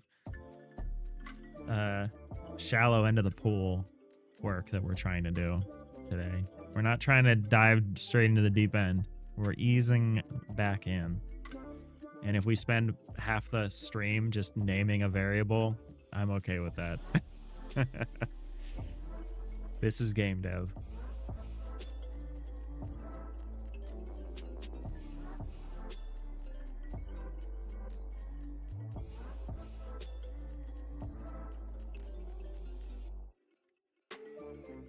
So let's look at the way I name my other buffers. So we have the block forms buffer. So the block is the context. The forms is like what's actually stored. I know technically the value is block forms. So it's the thing and then buffer. What else do we have? We have the cutaway buffer. That just stores the cutaway value. The room bounds buffer. That's just a bounds that describes the room. So I tend to do context, value, buffer. So like why we have it, what it is, and then buffer. And then the structure of the buffer, because sometimes it's just buffer and sometimes it's buffer 3D.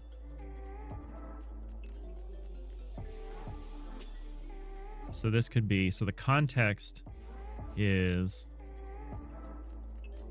like a room hierarchy based on the camera angle.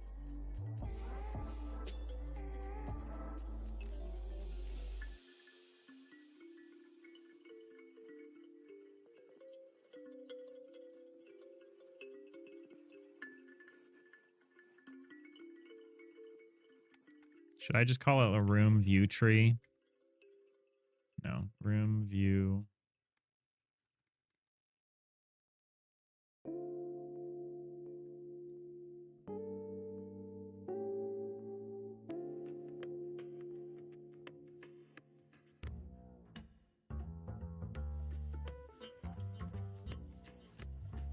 What if we just called it occluded rooms tree buffer? What if we just call it the occluded rooms buffer or something?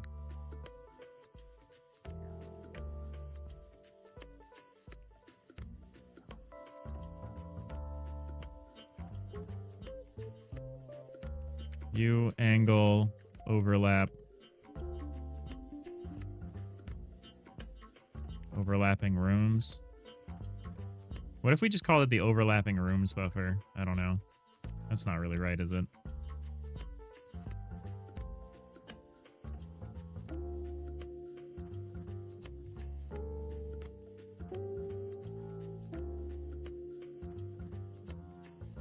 View angle buffer. I know. That's what I was heading in that direction.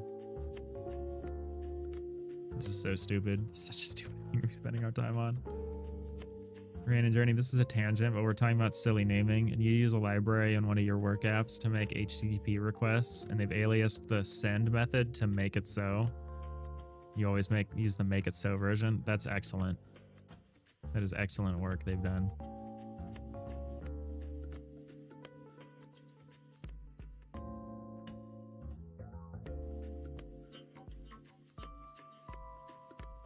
So the thing that's in this buffer is literally just a bit field that describes all of the rooms in front of this room given a particular camera angle.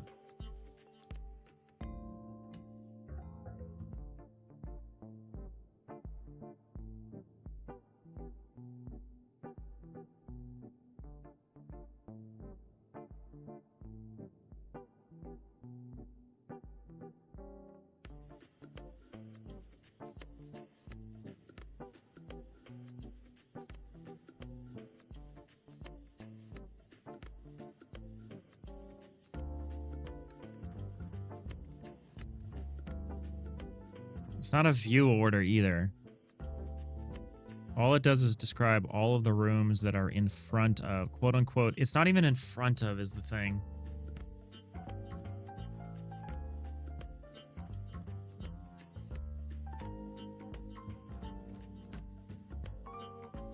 And it actually should be. Right now we go up, left, or right. And we actually want to do a combination of those things.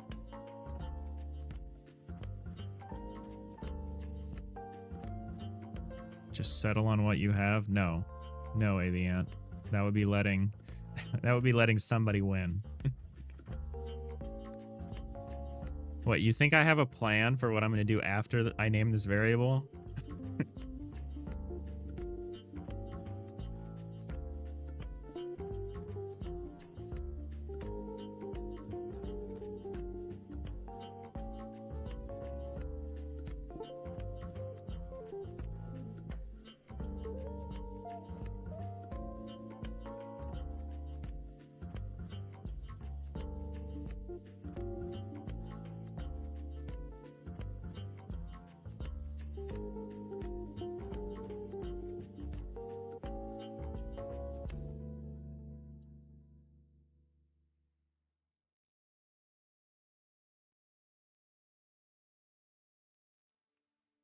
The ballroom buffer.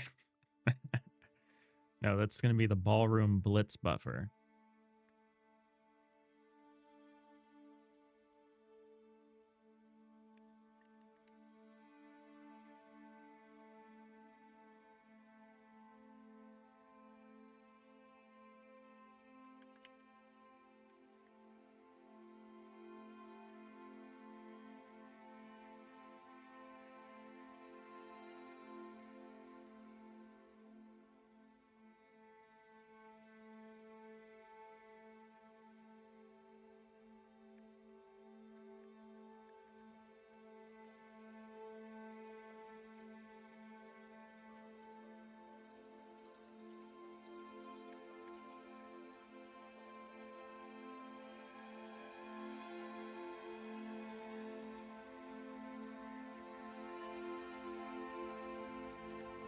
I might call it cutaway rooms buffer.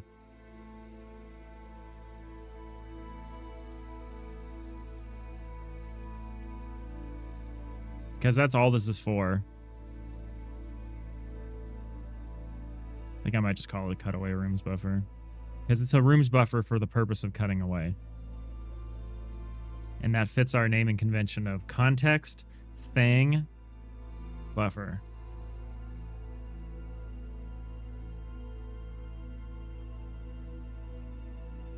If only there was a way to add some text into your code that wasn't parsed by the compiler but allowed you to provide some context. It would be.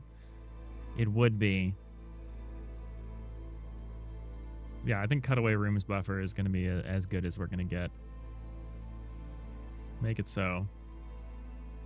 Now we actually have to write the buffer is the annoying thing. What does a buffer have to have nowadays? I write buffers so rarely, I genuinely forget how they're structured every single time. We're going to take this room bounds buffer. Should I just split right? I should split that right. Close this. Get our cutaway rooms buffer.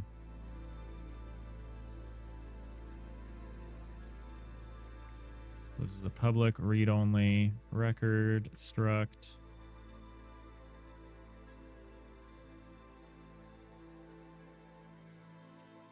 Find the length.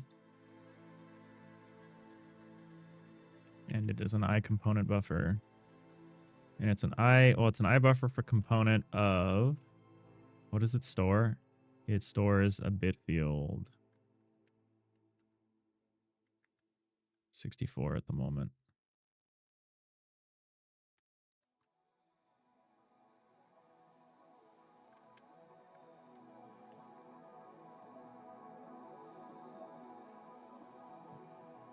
We'll have it implement the missing members.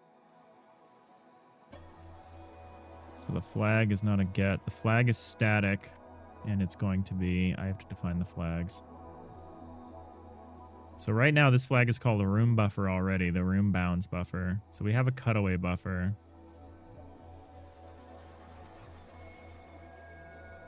I need to change the cutaway buffer to a block cutaway buffer. What is the cutaway buffer? The current cutaway buffer. Cutaway buffer 3D. That's literally all that is, right? It's just a list of cutaways.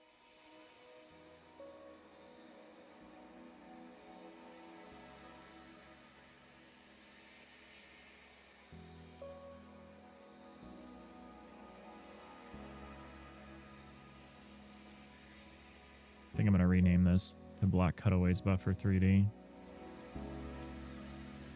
Context, what the thing is. Block cutaways buffer 3D. So each block has a cutaway associated with it. Should it be singular or plural? It should be singular because there's only one cutaway associated with each block. So this is the block cutaway buffer 3D. We're going to do the cutaway rooms buffer 1D. Let's refactor that. So your flag is not going to be cutaway buffer. Your flag is going to be block cutaway buffer 3D.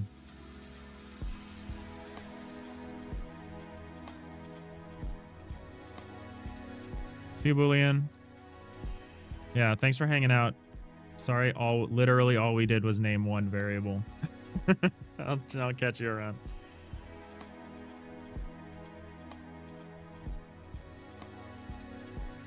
And Journey, you like that? It sounds like it's exactly what it holds. And that's the trick. That is the trick. It is hard.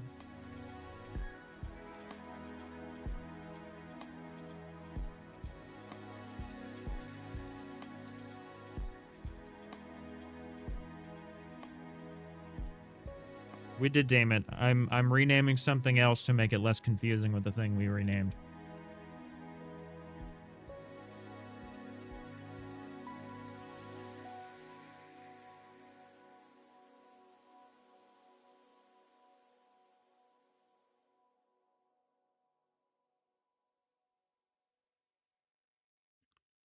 I really need a system that like handles some of the structure for me, because right now this is not good.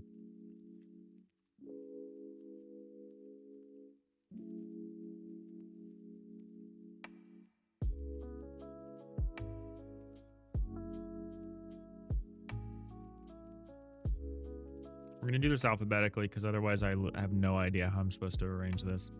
And what am I going to do with... Actually, what I should do is I should have the word buffer first.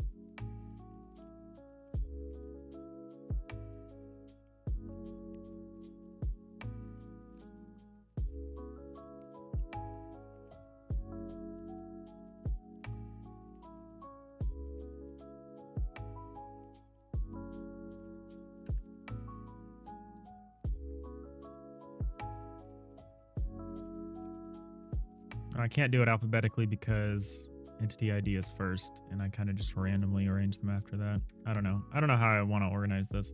I guess it doesn't really matter.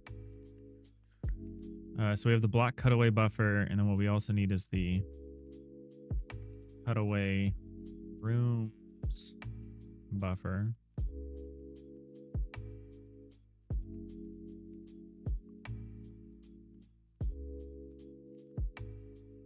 This at least gives me an idea of what it's for, if not what exactly it is. And I think that's good enough.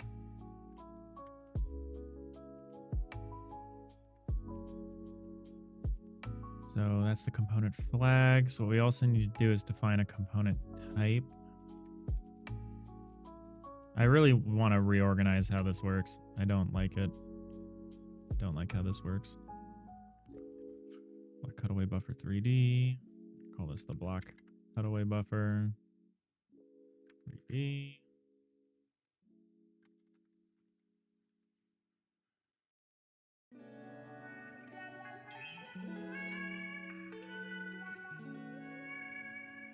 Yeah, my component management has a lot to be, leaves a lot to be desired, as they say.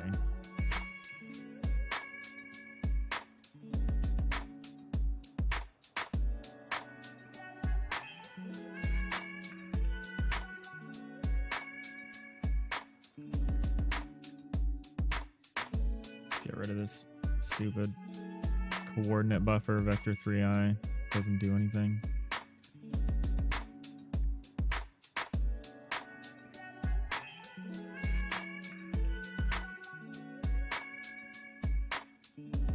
Honestly, the buffer should probably come first.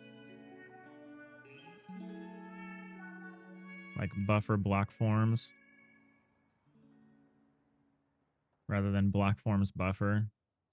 It'd certainly make it easier for me to organize this alphabetically.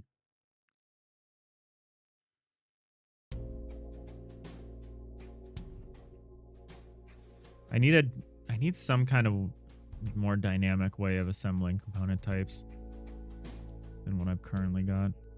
That's fine. That's a refactor for another day.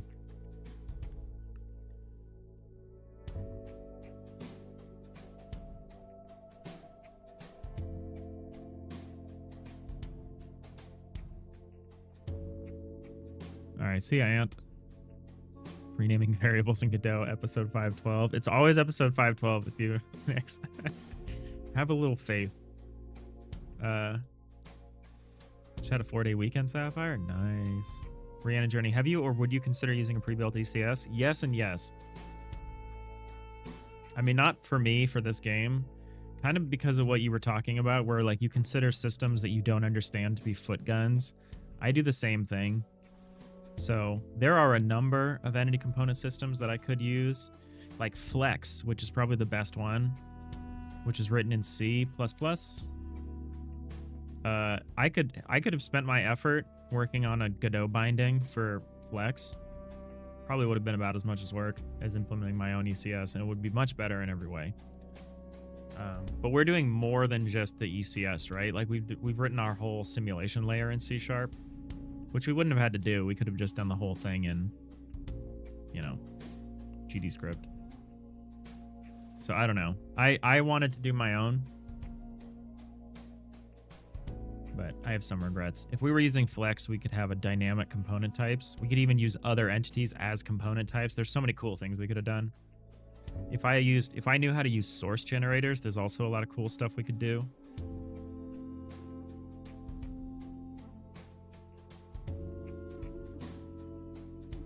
You like 512? It's a nice and round number. How is that number round?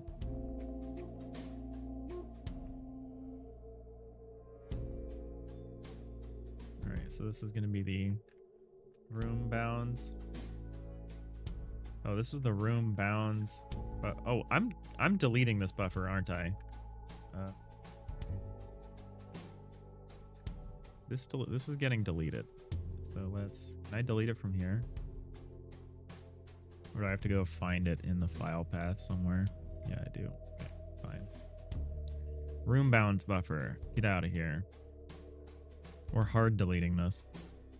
Even though I think we might use it for something, but I want to move away from using a room buffer or a room bounds buffer, because our rooms are not simple rectangular volumes. I'm also going to get rid of this coordinate buffer v3 thing. So we have block cutaway buffer 3D. Yeah, I think I will rearrange this so that buffer comes first. Then iBuffer component makes a lot more sense as a naming convention. But I'll do that. Well, maybe we'll do that tomorrow. Who knows? We'll see how I feel. We will see. I got rid of that though, right? Block bounds is not in here anymore.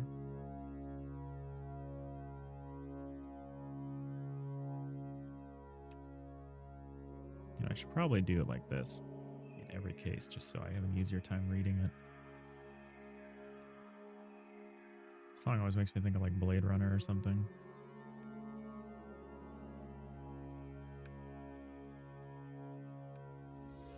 Yeah, I think putting buffer first is actually a good idea.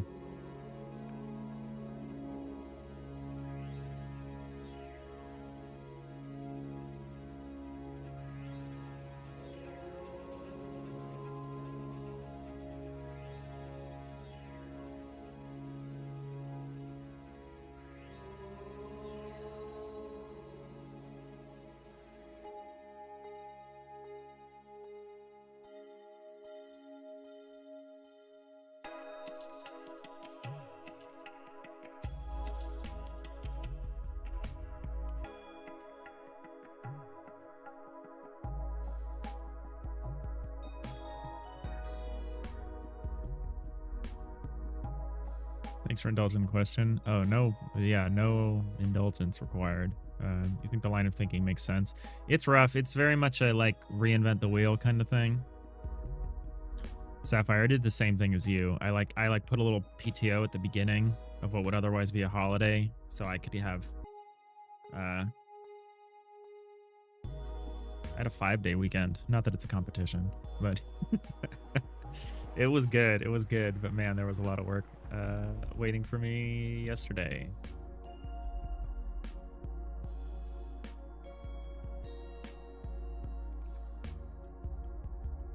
Okay, so I like this. We got to get rid of all these room bounds. We're not going to use them for anything. Not going to use them for anything, he says.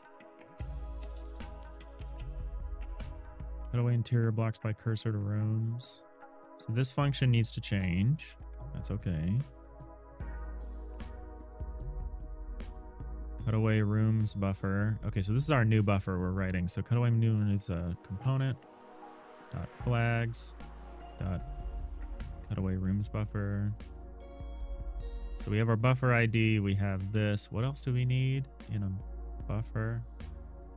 We need this stuff. Oh, maybe we don't, because length is a primary attribute. So I think we just need this.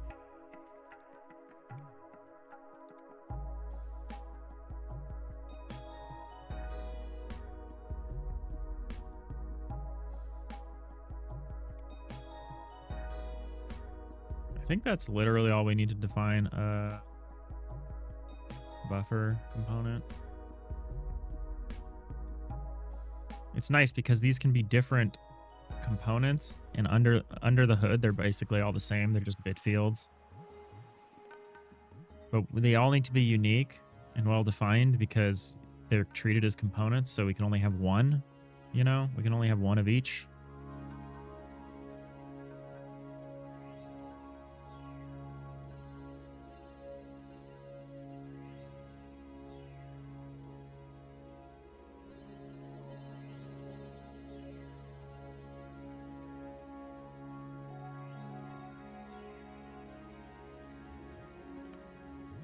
Your job gives everyone a 4-day weekend for Thanksgiving. Nice. Yesterday was a bit of a busy day for you as well. You have to do inventory. It was the first of the month. Oh, yeah. Having that be the first of the month was terrible.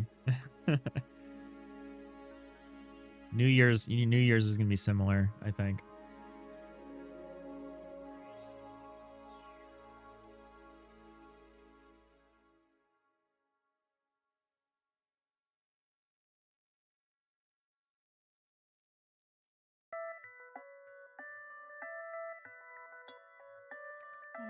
All right, so that works. Cutaway rooms buffer. So this buffer doesn't exist anymore. So this actually, we can replace this here. We can say cutaway rooms buffer.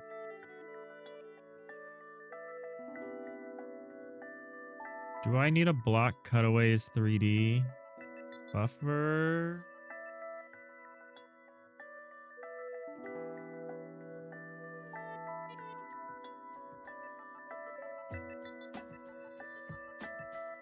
Who owns that? Who owns the block cutaways? Is it you? Oh yeah, here it is. Cutaway blocks. I actually don't know if this is the way I want to do this. This has its own entity for this.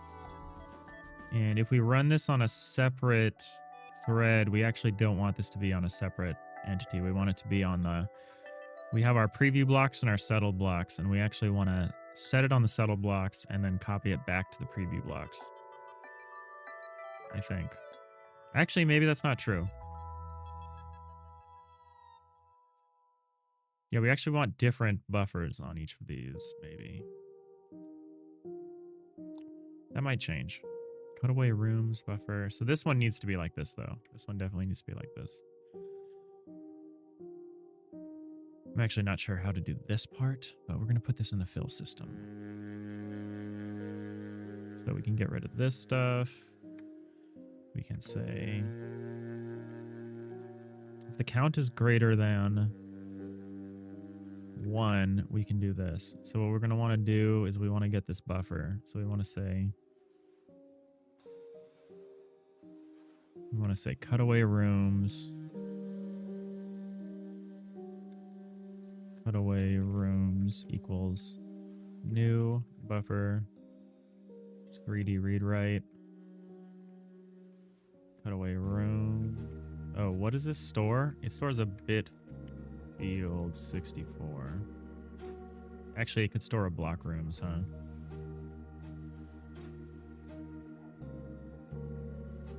Actually, that's what that should store. It should store bit fields. It should store. This is why you wrap underlying types like the bit field 64. Because I would like to have a system that actually switches between them if necessary. Like maybe some ships are simple and can be captured with a bit field 64, and then some ships might be huge and need a bit field 128 to describe all of its rooms. And since they're buffers, not components, I could actually change that. If they're components, I can't change that at all. How would I do that? That might be complicated, but let's not worry about that.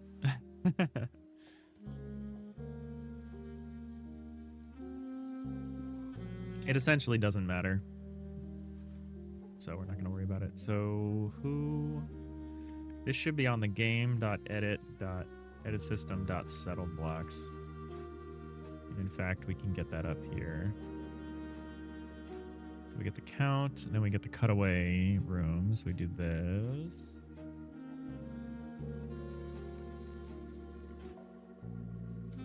Oh, I did this in the wrong order.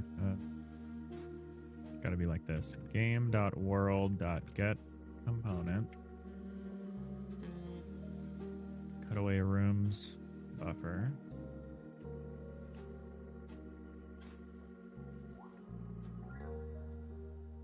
Is that right?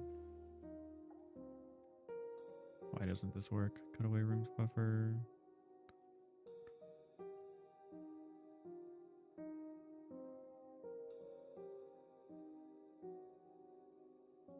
Buffer. Oh, it's not a buffer 3D. It's just a buffer read write.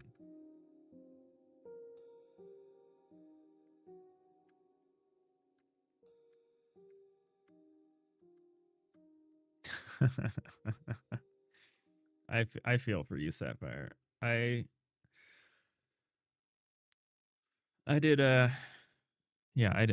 done front facing, you know, brick and mortar retail, like customer service jobs. I did that for about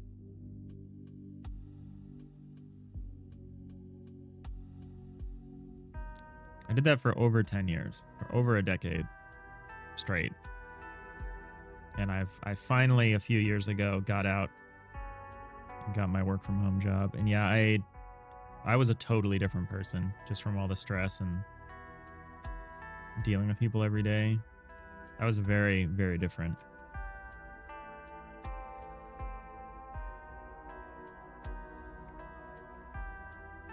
So we want to clear it. Do we want to clear it? Can we clear it?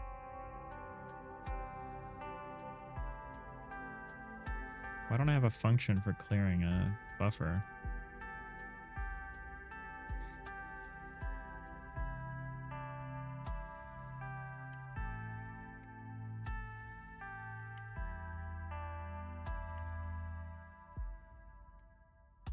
It's just a wrapper for span.clear.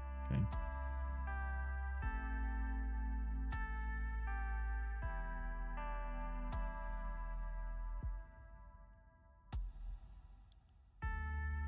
And then so what we're going to do, having cleared it, we're going to then say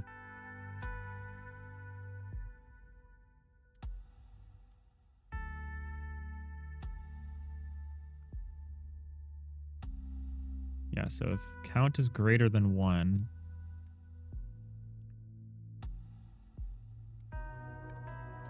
then we don't do this.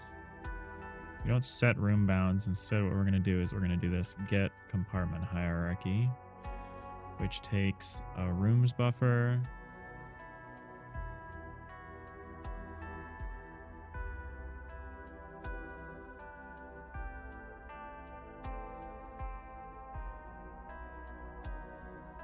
this is a little confusing. I want to rewrite these variables. I want buffer to be rooms. Local name already exists. Okay. Oh, that's rough. I guess it will continue to be called buffers. This needs to be block rooms, though. The buffer, the count, and the hierarchy. You could call that like source or something.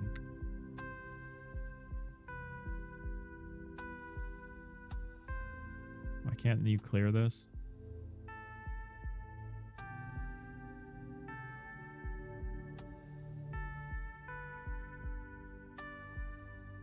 Oh, you don't have a set by value? Oh, I can't do this. Or can I? Block rooms, set index, value dot set index. Oh, I just make this again. Set block rooms. Rooms. There we go.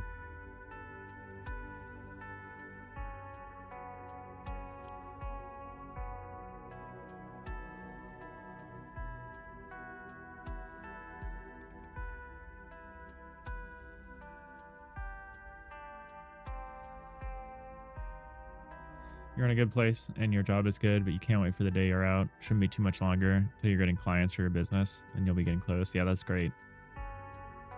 That is great. Yeah, I think there's an amount of time that someone can do that, do like customer service for, and then I think once you've done that, I feel like you've served your time, and you should get out. I wonder if this set works the same way. Is the set exclusive or inclusive?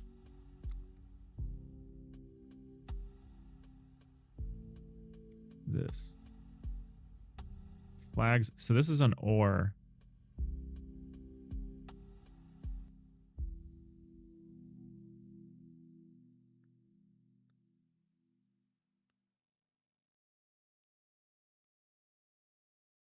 Yeah, I should be more specific about what I mean when I do that stuff. I think just calling set blindly is not good.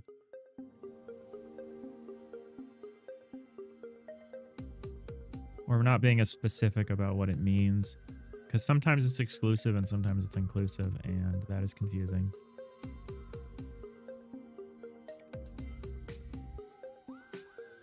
You're coming up on 3 years now, you think? Your first job was at a deli at your local grocery store, then you moved to this gas station you're currently working at, also in a deli. As in the gas station is in a deli? No, I'm kidding. I assume you work in the deli in the gas station.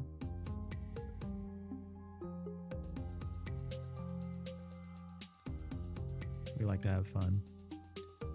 Block rooms. Count. Cutaway rooms. In the deli at a gas station. Yeah, I knew that. Some of the joy I get is from purposely misunderstanding people, which is kind of a mean way to be, but you know. I in no small part blame my decade of of service jobs for my deep well of sarcasm and irony. All right. Okay. So I think we're at least heading in the direction that we want. We're building a compartment hierarchy. Now what we need to do is we need to reteach the cutaway system.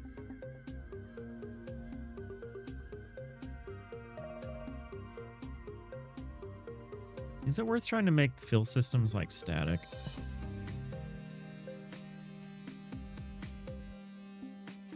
Probably not. But maybe.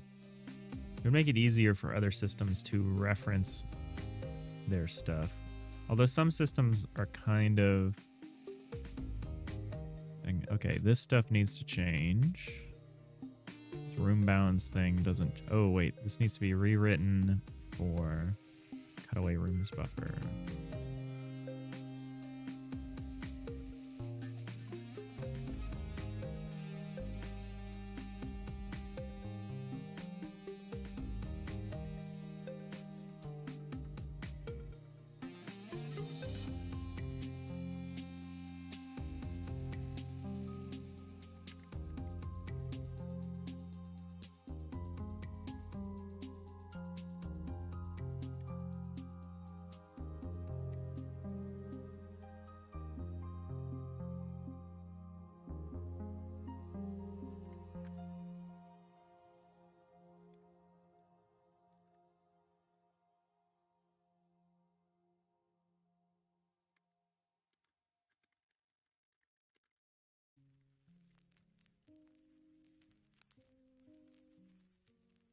Sometimes I have a hard time distinguishing between the component and the buffer, but it's pretty straightforward.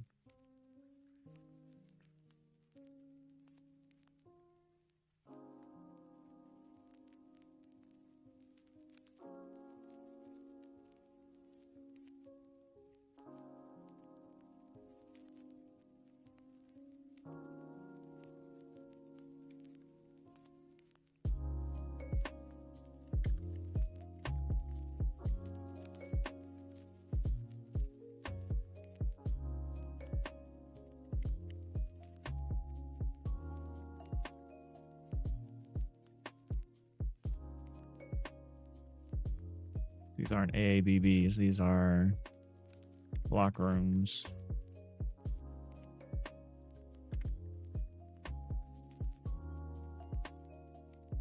Maybe block rooms is the wrong thing to call this.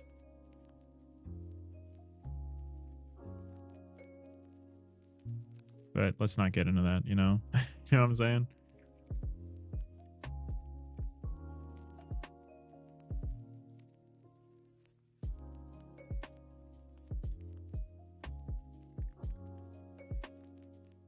Alright, this is good enough for now. It's most of the errors fixed. I do have a hard stop at 2. I got a meeting right at 2. So, I'll probably wrap it up here. You know, we did good. We deleted some stuff and we renamed a variable. But yeah, no, I think we're okay. We're in okay shape. Tomorrow we'll keep working on this cutaway system. We'll get our hierarchy up and running. That should be as easy as flipping a switch. I think the cutaway process works. I think we could refine it a little bit, maybe. But I think it works. Or not the cutaway process, the hierarchy process. This function needs to be replaced. I'm just going to leave the error. Yeah, we'll swap out this function for a function that actually uses the compartment hierarchy to determine which other compartments to cut away from the compartment that we're mousing over, and we'll see how that looks. It's not going to look as good as our terrace, I'm going to tell you that right now, but it will be consistent and flexible, and I think that is important. Consistency is important. Flexibility is also important. Much more productive than you've been. Thanks for the stream. It's been fun. No, it's been great seeing everyone. I really appreciate everyone who came by. New faces, same faces. Appreciate everyone over on YouTube. I know you're a quiet bunch, but I really appreciate everyone hanging out.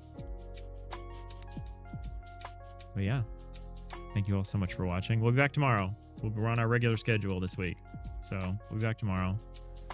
Thank you all so much for watching. I hope you have a great rest of your day. And I'll see you all next time. Bye.